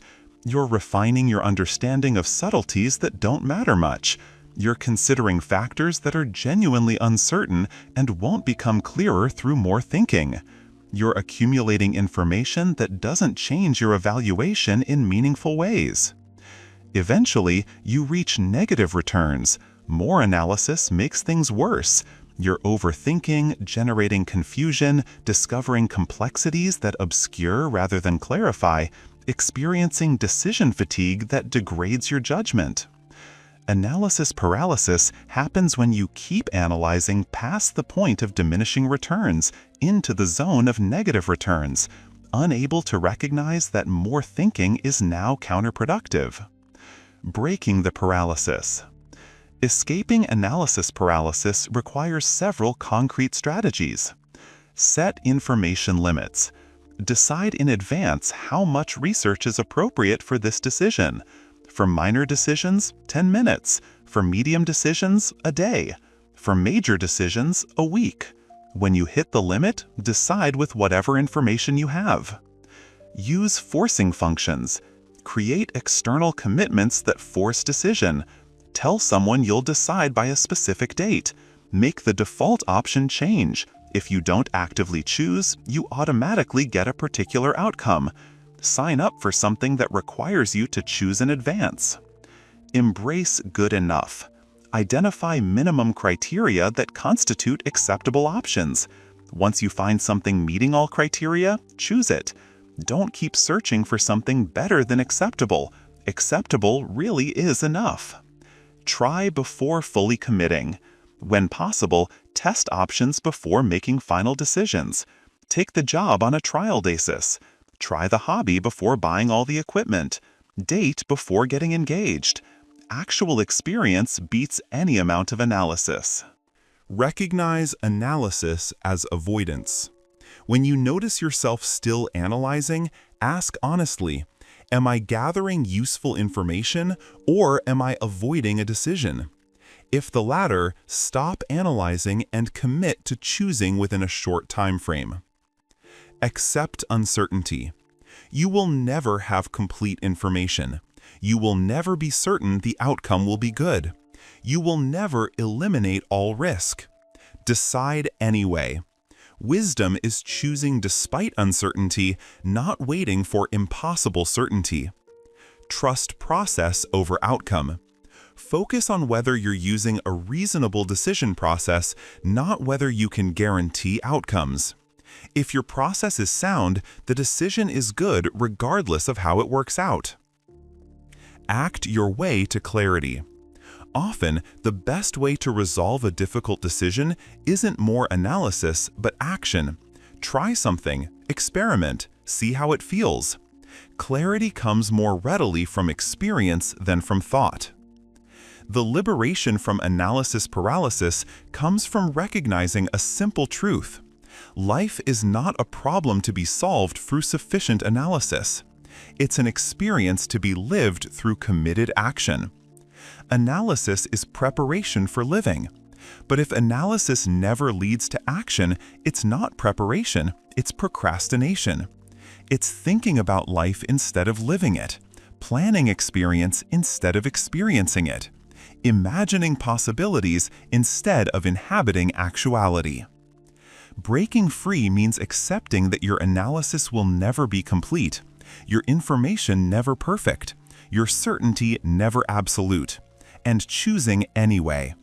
It means trusting that a good enough choice made today and lived fully is better than a theoretically optimal choice discovered through years of analysis but never actually lived. The point of life isn't to think about it perfectly, it's to live it fully. Analysis paralysis prevents the latter in pursuit of the former. The way out is to reverse the priority. Live first, think second, and let living inform your thinking rather than letting thinking replace your living. The hidden cost of too many choices. We live in an age of abundance that our ancestors could never have imagined. Walk into any grocery store and you'll find yourself standing before an entire wall of cereal options. Not just different brands, but endless variations of the same brand. Countless flavors, nutritional profiles, packaging sizes, and price points. Something as simple as choosing breakfast has become an act that demands decision-making capacity most of us simply don't possess before we've even had our coffee. But this isn't really about cereal, is it?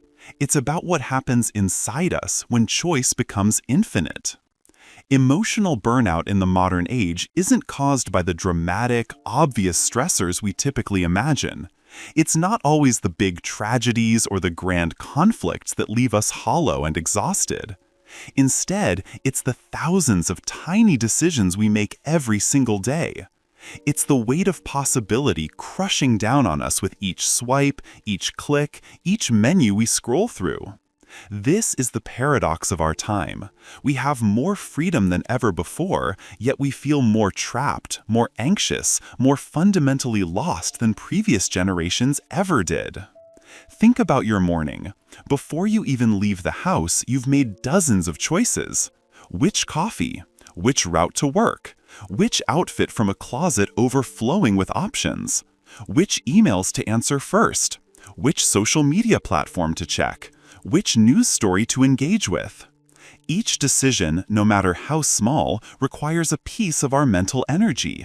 Psychologists call this decision fatigue, and it's one of the most insidious forms of modern burnout. When we face countless choices, something happens in our brains.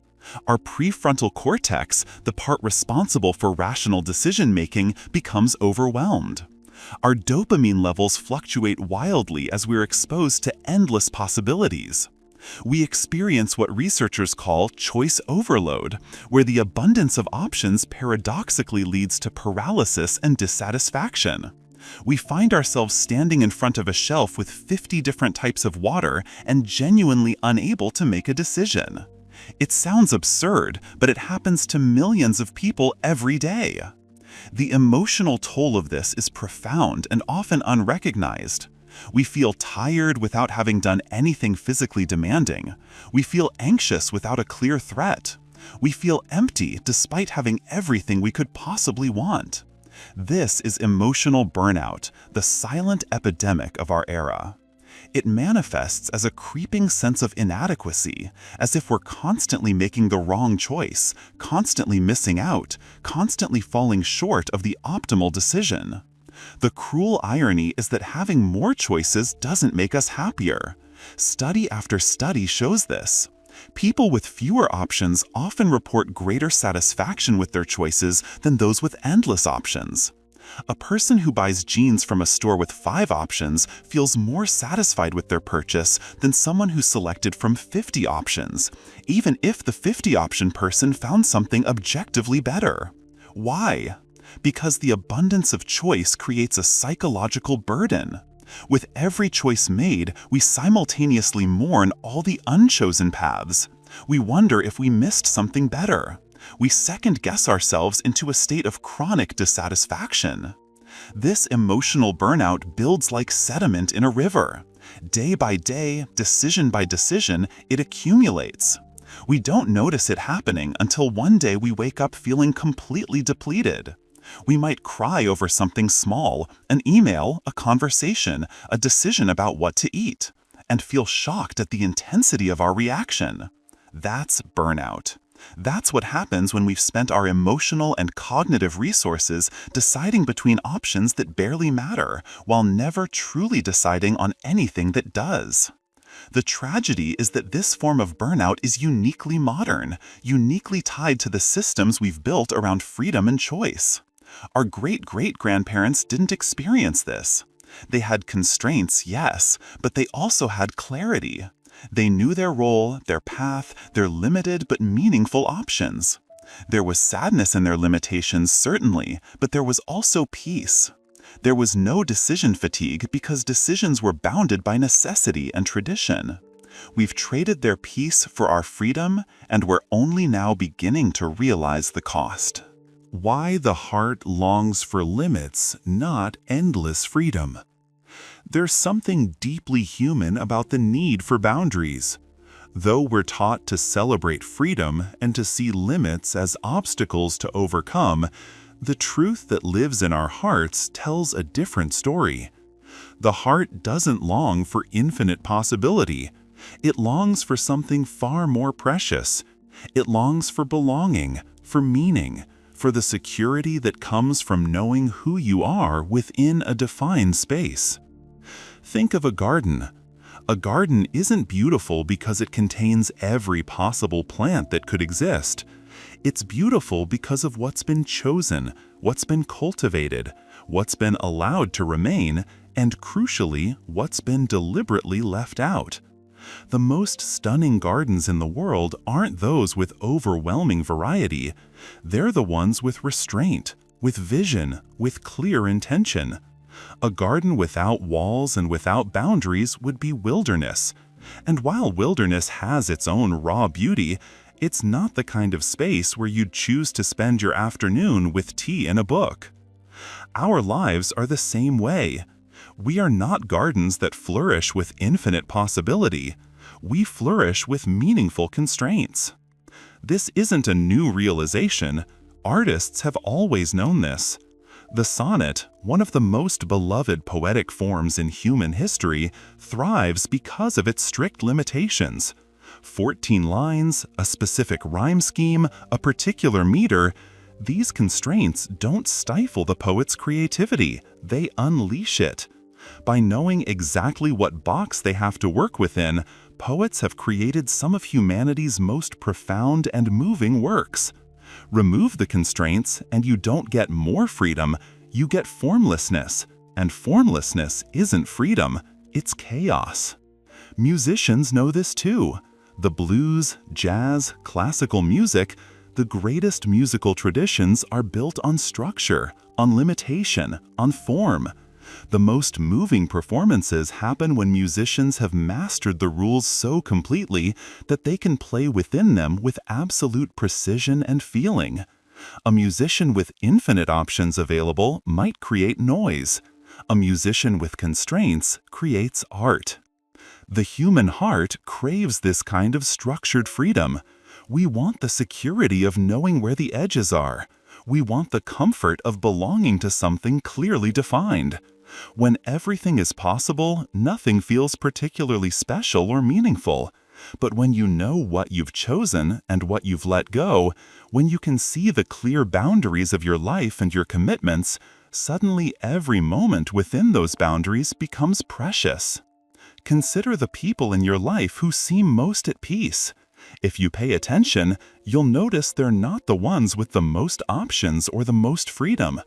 They're often the ones who have made clear choices about what matters and what doesn't. They've chosen a partner and committed to them rather than endlessly seeking the perfect match. They've chosen a career path and become excellent at it, rather than constantly wondering if something else might be better. They've chosen a community and invested in it. They've chosen a way of life and lived it fully. The freedom these people have isn't the freedom of endless choice. It's the freedom that comes from having chosen. It's the liberation of being able to stop shopping around and start living. It's the peace of commitment. The heart longs for this because at our core, we are creatures who need to belong to something. We need to know who we are in relation to others, to our work, to our communities. This identity, this knowing who and what we are, is only possible with limits. You can't have a self without boundaries. A self is defined not just by what it includes, but by what it excludes. I am not just everything I could possibly be. I am specifically this, and that specificity requires saying no to countless other possibilities. When we have limits, we know ourselves. When we have infinite choice, we become paralyzed, fragmented, lost. We're trying to be everything to everyone, trying to keep every option open, trying to optimize every decision. We end up being nothing in particular. The heart knows this, even when the mind resists. Deep down, we long for someone to say, "This is your tribe," and mean it. We long for work that defines us, rather than work we're constantly second-guessing. We long for a life with shape and texture and meaning, which is only possible when we've drawn some lines, made some choices, and committed to them. This is why the most fulfilled people aren't those with the most options. They're the ones who have voluntarily constrained their choices and deepened their lives through commitment. They've traded the shallow satisfaction of infinite choice for the profound satisfaction of meaningful living. How society turned choice into a psychological threat. It happened gradually, so gradually that we didn't notice it. We were told that choice was freedom. We were sold the idea that more options meant more happiness. We built an entire civilization around the principle that unlimited choice was the ultimate good. And in doing so, we created a system that turns one of life's fundamental aspects into a source of anxiety and despair. The shift began in the late 20th century. Before then, life was constrained by obvious limitations. Geography limited your choices. You knew the people in your region, you worked in your region, you built your life there. Social class limited your choices. Religion and tradition limited your choices. Gender roles, whether we like them or not, limited your choices.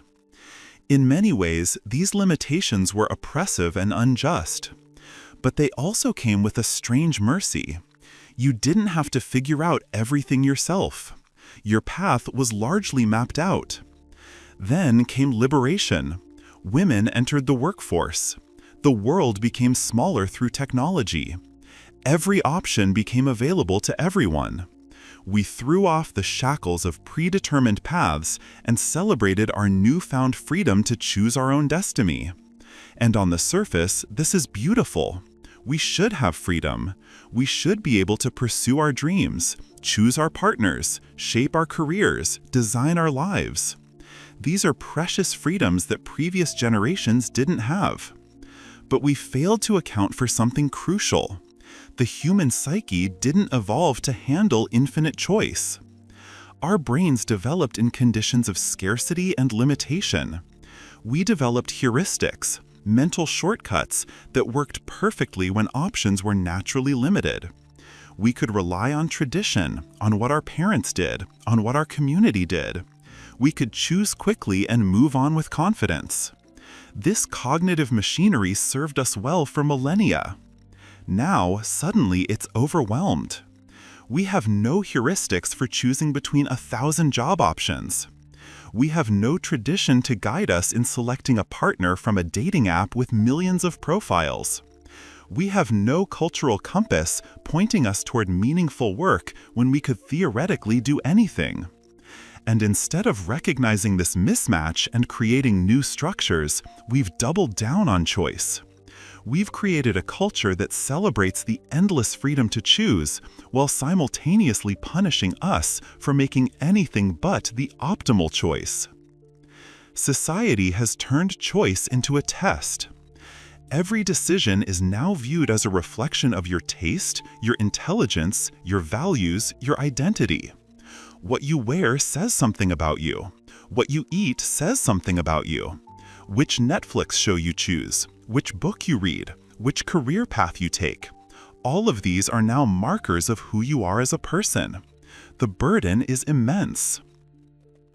Meanwhile, the cultural narrative keeps insisting that with this freedom comes the possibility of perfection. If you're unhappy in your career, you should change it. There are infinite options out there. If you're unsatisfied in your relationship, you should leave. There are millions of other people on dating apps. If you're not optimizing your life perfectly, that's a failure on your part. We've been told that with unlimited choice, our only limitation is our own vision and willpower. The corollary to this is devastatingly cruel. If you're not happy, it's your fault. You should have chosen better. This narrative has turned choice into a psychological threat. Every choice we make is haunted by the roads not taken. Every career path means abandoning other career paths. Every partner means rejecting all other potential partners. Every life we build means dying having never lived countless other possible lives. This phenomenon, which psychologists call opportunity cost, weighs on us constantly. We find ourselves unable to fully commit to our choices because we're always aware of what we might be missing. Society has weaponized choice against us by creating a culture of optimization. There's an app for it, a podcast about it, a self-help book dedicated to making the right choice in every area of life. We're supposed to find the optimal career, the optimal partner, the optimal home, the optimal workout routine. Everything is a maximization problem, and we're expected to solve it perfectly. The anxiety this creates is not a personal failing. It's a systematic product of the world we've built. Social media has amplified this exponentially. Now we don't just have to make choices for ourselves, we have to make choices that will look good when broadcast to our social networks. We don't just have to be happy, we have to be happy in a way that's photogenic, shareable, enviable. The psychological pressure has moved beyond personal satisfaction into performance. We're constantly curating our choices, not for our own fulfillment, but for the perception of others. The result is a society full of people who have never felt more free and never felt more trapped. We have the freedom to choose anything, but we've lost the peace of simply being who we are within our constraints. We have the world at our fingertips, but our hearts are heavy with the weight of optimization. What's tragic is that this burden falls heaviest on those we should be protecting most. Young people today face an impossible task. They must choose a career path at 18 from thousands of options, knowing that this choice will reverberate throughout their lives. They must navigate romantic relationships where every other option is just a swipe away. They must build an identity in a world where identities are fluid and constantly being performed. It's no wonder that anxiety and depression among young people have skyrocketed. Society has turned choice into a psychological threat, not because choice is inherently bad, but because we've removed it from all context and structure. We've treated infinite choice as an unambiguous good without acknowledging what humans actually need to flourish. And we've created a culture where admitting that you want limits, that you want guidance, that you want someone to just tell you what to do is seen as weakness rather than wisdom. The science behind mental peace. There's a famous study that every psychologist knows. Researchers set up a display of jams in a store and found that while more options attracted more customers initially, those who actually purchased were significantly more likely to come from the smaller selection. In the large display with 24 jam varieties, only 3% of customers made a purchase. In the small display with 6 varieties, 30% of customers purchased. The people who faced fewer options were not only more likely to buy, they were more likely to be satisfied with their purchase and more likely to buy the same jam again. This isn't an isolated finding. Decades of research in psychology and behavioral economics show the same pattern. People are happier, more decisive, more satisfied, and more at peace when they have fewer options. There's a name for this, the paradox of choice, and understanding it might be the key to mental peace in the modern world. The science is clear. Our brains have a limited capacity for decision-making. Every decision depletes a finite resource. Psychologists call this ego depletion or decision fatigue. When you've spent your decision-making energy on trivial choices, you have less available for important ones. This is why successful people often simplify their choices in irrelevant areas. Steve Jobs wore the same outfit every day. Mark Zuckerberg wears the same gray shirt. They weren't trying to be eccentric. They were protecting their decision-making capacity for what actually mattered. When you choose less, when you intentionally reduce your options in various areas of life, something remarkable happens. Your mental peace increases. This isn't just a subjective feeling. It's measurable through cortisol levels, sleep quality, and brain activity. When we reduce choice, we reduce the neurological load on our prefrontal cortex. We free up mental resources that have been tied up in endless decision-making, and those resources become available for creative thinking, meaningful relationships, and genuine rest. Consider what happens when you commit to something fully. When you choose a restaurant and go there regularly, you stop spending mental energy wondering if you're making the right choice. When you commit to a workout routine, you stop deliberating about whether to go to the gym today. When you choose a partner and commit to them, you stop scrolling through alternatives. In each case, the elimination of choice is actually liberating. You're free to invest in what you've chosen rather than perpetually shopping around. The science of habits confirms this. Habits form when we remove decision-making from an action entirely. We don't decide to brush our teeth each morning, it's automatic. And this automaticity, this removal of choice, is actually what makes our lives function. Studies show that habits account for somewhere between 40 to 90% of our daily behaviors, depending on how you measure. We couldn't function if every action required deliberate choice. We'd be paralyzed. The problem in modern life is that we've extended choice into domains where it's counterproductive. We're trying to optimize everything, choose everything, keep every option open. But the science tells us that this is working against our psychology. We're wired for habits, for commitment, for the freedom that comes from not having to choose. Research on commitment shows something beautiful. When we fully commit to something, our satisfaction with it increases.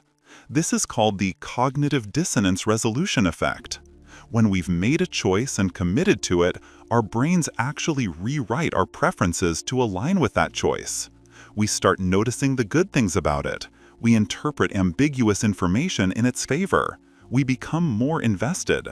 This isn't weakness or self-delusion, it's a feature of human psychology that creates resilience, loyalty, and happiness. This is why couples who are less likely to divorce aren't necessarily those who found their perfect match.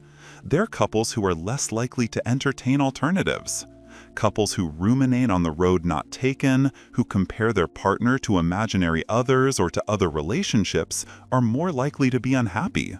Couples who choose their partner and commit to them, actively building the relationship rather than constantly evaluating it, are more likely to develop deep, meaningful satisfaction. The same principle applies to careers, homes, communities, and ways of life. The people who are most satisfied aren't those who've optimized perfectly. They're those who've chosen and committed. They're those who've given themselves permission to stop shopping around and start investing. There's a fascinating neurological finding. When we have too many options, the parts of our brain associated with comparison and competition light up. We're not in a state of choice. We're in a state of competition with ourselves, constantly comparing options. But when we reduce options, a different part of the brain activates, the parts associated with gratitude, contentment, and peace. We move from a comparative state to an appreciative state. The path to mental peace through choosing less isn't about deprivation. It's about intention. It's about consciously deciding what deserves your attention and your emotional investment, and then saying no to everything else. It's about building a life with depth rather than breadth. It's about understanding that freedom doesn't mean having every option available.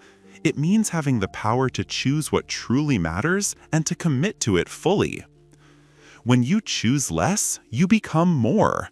More focused, more present, more satisfied, more at peace.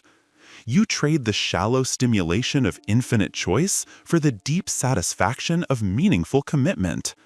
And every piece of neuroscience, every psychological study, every research finding tells us the same thing. That's the direction our brains actually want to go. The courage to choose with the heart, not the mind. There's a war happening inside most of us, and we don't even fully recognize it. It's the war between the mind and the heart, between logic and intuition, between optimization and belonging. The mind wants to analyze, to compare, to calculate the best possible option. The heart wants to love, to commit, to belong. And in our modern world, we've been taught to trust the mind almost exclusively. We've built a civilization that prizes rationality above all else. We're encouraged to make lists of pros and cons, to compare features and benefits, to base our decisions on data and logic. This works remarkably well for certain decisions. If you're choosing between technical products, if you're analyzing financial investments, if you're solving complex problems, logic is invaluable. But if you're choosing what to do with your life, who to love, where to build your home, which community to join, the mind is a poor compass. The heart speaks in a different language. It recognizes patterns the mind can't perceive. It knows what feels right before the mind can articulate why. The heart doesn't compare the way the mind does, it resonates. When you meet someone and there's an immediate sense of connection, that's your heart recognizing something before your mind can explain it. When you walk into a place and feel like you belong, that's your heart speaking. When you're drawn to a career or calling that doesn't look optimal on paper but feels deeply true, that's your heart. But we've been taught not to listen to the heart. We're told that love is irrational, that following your passion is irresponsible, that you should make decisions based on data rather than intuition. We're encouraged to question our gut feelings and to trust the analysis instead. And so many of us find ourselves making choices that look perfect on paper, the right job, the right partner, the right home, while feeling fundamentally empty inside. The tragedy is that this isn't a choice between rationality and irrationality. The heart has its own intelligence. It's just not a logical intelligence. Neuroscientists have discovered that the heart has its own network of neurons, the cardiac nervous system, which processes information independently from the brain. The heart has intuitive wisdom about what's right for us, wisdom that developed over millions of years of human evolution. Choosing with the heart requires courage precisely because it flies in the face of everything modern culture teaches us. It means choosing something that doesn't optimize perfectly on every measure. It means choosing the partner who feels right even if they're not the most conventionally successful. It means choosing the career that calls to you even if it doesn't pay the most or look the best on your resume. It means choosing the community even if you could theoretically do better elsewhere. It means committing to a life path even though you could keep your options open. This requires tremendous courage because the mind will always find reasons why you should keep shopping around. The mind will say, what if you're missing someone better? What if this career choice limits your future options? What if you're settling? The mind is terrified of opportunity cost, of roads not taken, of making the wrong choice. It wants to keep all doors open forever. But the heart knows something the mind refuses to acknowledge. There is no perfect choice. There is only the choice you make and what you build with it. The best relationships aren't the ones where you found a perfect match. They're the ones where two people chose each other and then spent years building something meaningful together. The most fulfilling careers aren't the ones that looked optimal on paper. They're the ones where someone committed and became excellent. The most beautiful lives aren't the ones where every decision was optimized. They're the ones where people chose and then poured themselves into what they chose. The heart understands that meaning isn't found in having the perfect option. Meaning is created through commitment and investment. When you choose something with your whole heart and give yourself completely to it, that commitment transforms the choice. What might have looked ordinary becomes extraordinary. What might have looked like settling becomes something precious. Think of the artists and creators you admire most. The ones who've made the deepest impact didn't get there by constantly questioning their choices and keeping their options open. They got there by committing fully to their craft, by choosing to dedicate themselves to something, by believing in their heart that this was what they needed to do. The mind would have told them to diversify, to have a backup plan, to optimize. The heart said, "This is what I love. This is what I'm doing." The same is true for the relationships that move us most deeply, the communities that sustain us, the lives that inspire us. Behind every one of them is someone who chose with their heart, even when their mind was full of doubt and caution. This doesn't mean ignoring all practical considerations. The heart and mind should work together, not in opposition. But it means recognizing that the mind's job is to solve puzzles, and the heart's job is to show you what matters. A well-balanced person listens to both, but when they're in conflict, the heart should have the final say on the big questions. The big questions about who to love, what to do, where to live, how to live. These are questions that require more than logical analysis. They require wisdom, intuition, resonance with who you truly are. The courage to choose with the heart is the courage to be willing to be wrong. It's the courage to commit to something even though you can't guarantee the outcome. It's the courage to love someone even though they might leave. It's the courage to pursue a calling even though it might not work out. It's the courage to choose a life path and say, yes, there are other paths I could have taken, but I choose this one fully with all that I am. And paradoxically, this courage is what leads to peace. Because when you choose with your heart and commit fully, you stop the endless internal debate. You stop comparing. You stop second-guessing. You stop feeling the weight of roads not taken. You become whole. You become present. You become alive in a way that optimization never allows. True happiness lives in simplicity. We arrive at last at the place that every wisdom tradition has always known, the place that every spiritual teacher has always pointed toward, the place that our modern world has forgotten. True happiness lives in simplicity. Not in deprivation, not in poverty, not in denial of the good things life can offer, but in simplicity. In the choice to want less so that you can be more. In the choice to own less so that you can free more of yourself. in the choice to do less so that you can excel at what you do, in the choice to love fewer things more deeply rather than many things superficially.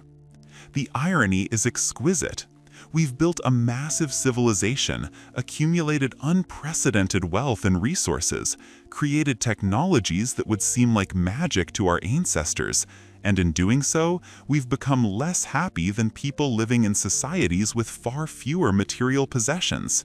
Study after study confirms this. In the most impoverished countries, happiness increases with wealth, but only up to a certain point, the point where basic needs are met. Beyond that, additional wealth doesn't significantly increase happiness. In fact, in wealthy countries, the wealthiest people aren't always the happiest. Often, they're the most anxious and the most isolated. Why? Because we've confused abundance of things with abundance of life. We've confused having more with being more. And in the process, we've lost the simplicity that actually nourishes the human soul. True simplicity is a choice, not a circumstance. It's the choice to curate rather than accumulate, to invest rather than browse, to commit rather than keep options open. A person living simply isn't someone who has no money. A person living simply is someone who has decided that their happiness doesn't depend on constant acquisition and optimization. There's a profound peace that comes from reducing complexity.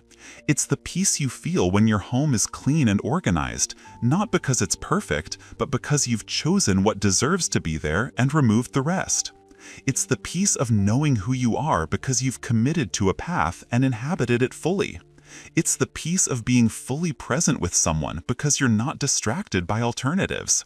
It's the peace of doing one thing with your full attention rather than fragmenting yourself across 100 things.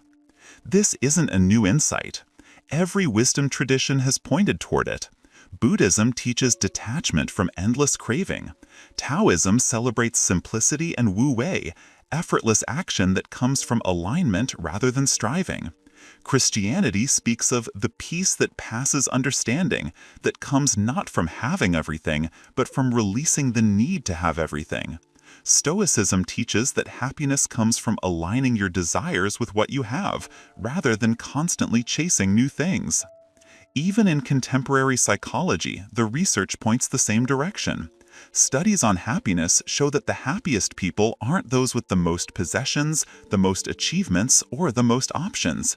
They're those with strong relationships, a sense of purpose, good health, and freedom from excessive complexity. They're people who've simplified their lives.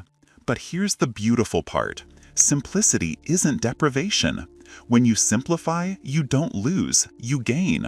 You gain time, you gain space, you gain peace, you gain clarity, you gain the ability to invest yourself fully in what matters. A person who owns few clothes but loves what they own wakes up happy to wear them. A person with a small circle of genuine friends has richer relationships than someone with hundreds of shallow connections. A person with one calling they're passionate about has more meaning than someone trying to keep every career option open. A person living simply, in alignment with their values, has more joy than someone constantly optimizing. The world is starting to remember this. We see it in the minimalism movement, in the trend of tiny homes, in people leaving high-pressure careers to pursue meaningful work, in the digital detox movement, in people seeking genuine community. Deep down, we know that something is wrong with the endless pursuit of more. We're beginning to understand that freedom doesn't mean having every option, it means having the clarity to choose what you love and the courage to commit to it. True happiness lives in simplicity, because simplicity is what allows us to be fully present. When your life is not too complicated, when you're not pulled in 1,000 directions, when you haven't accumulated so much that you're drowning in possessions and choices, you can breathe, you can think, you can feel, you can love, you can create, you can be. This is the final realization that the path to happiness isn't through more money, more possessions, more choices, more options, more experiences. The path to happiness is through alignment, through commitment, through choosing what matters and removing the rest. The path to happiness is through simplicity. And the beautiful irony is that simplicity isn't harder than complexity. Once you let go of the need to optimize everything, once you stop trying to keep all your options open, once you choose and commit, simplicity is easier. It's more natural. It's what your nervous system wants. It's what your heart has been longing for all along. You don't need to have everything. You just need to love what you have. You don't need to keep every option open. You just need to commit to what you choose. You don't need to optimize your life. You just need to live it fully, with intention, with presence, with peace. That's where true happiness lives.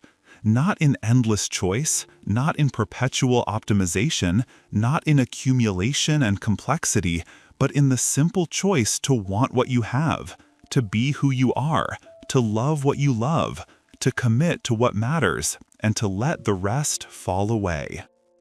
In the end, everything returns to this: simplicity. It's the destination we've been seeking all along, hidden in plain sight, waiting for us to stop running and simply arrive. We live in a world of unprecedented choice and paradoxical unhappiness. We have more options than ever before, yet we've never felt more lost. We have the freedom to be anything, yet we struggle to know who we are. This is the crisis of our age, and it's not solved by more. Not more solutions, not more choices, not more optimization. It's solved by simplicity, by the courage to choose, by the wisdom to limit, by the heart's voice saying, "This is what matters. This is where I belong. This is enough." The path to true happiness is the path fewer people are walking in our modern world. It's the path that requires saying no, that requires commitment, that requires simplicity. But it's the path that leads home. And every one of us already knows the way.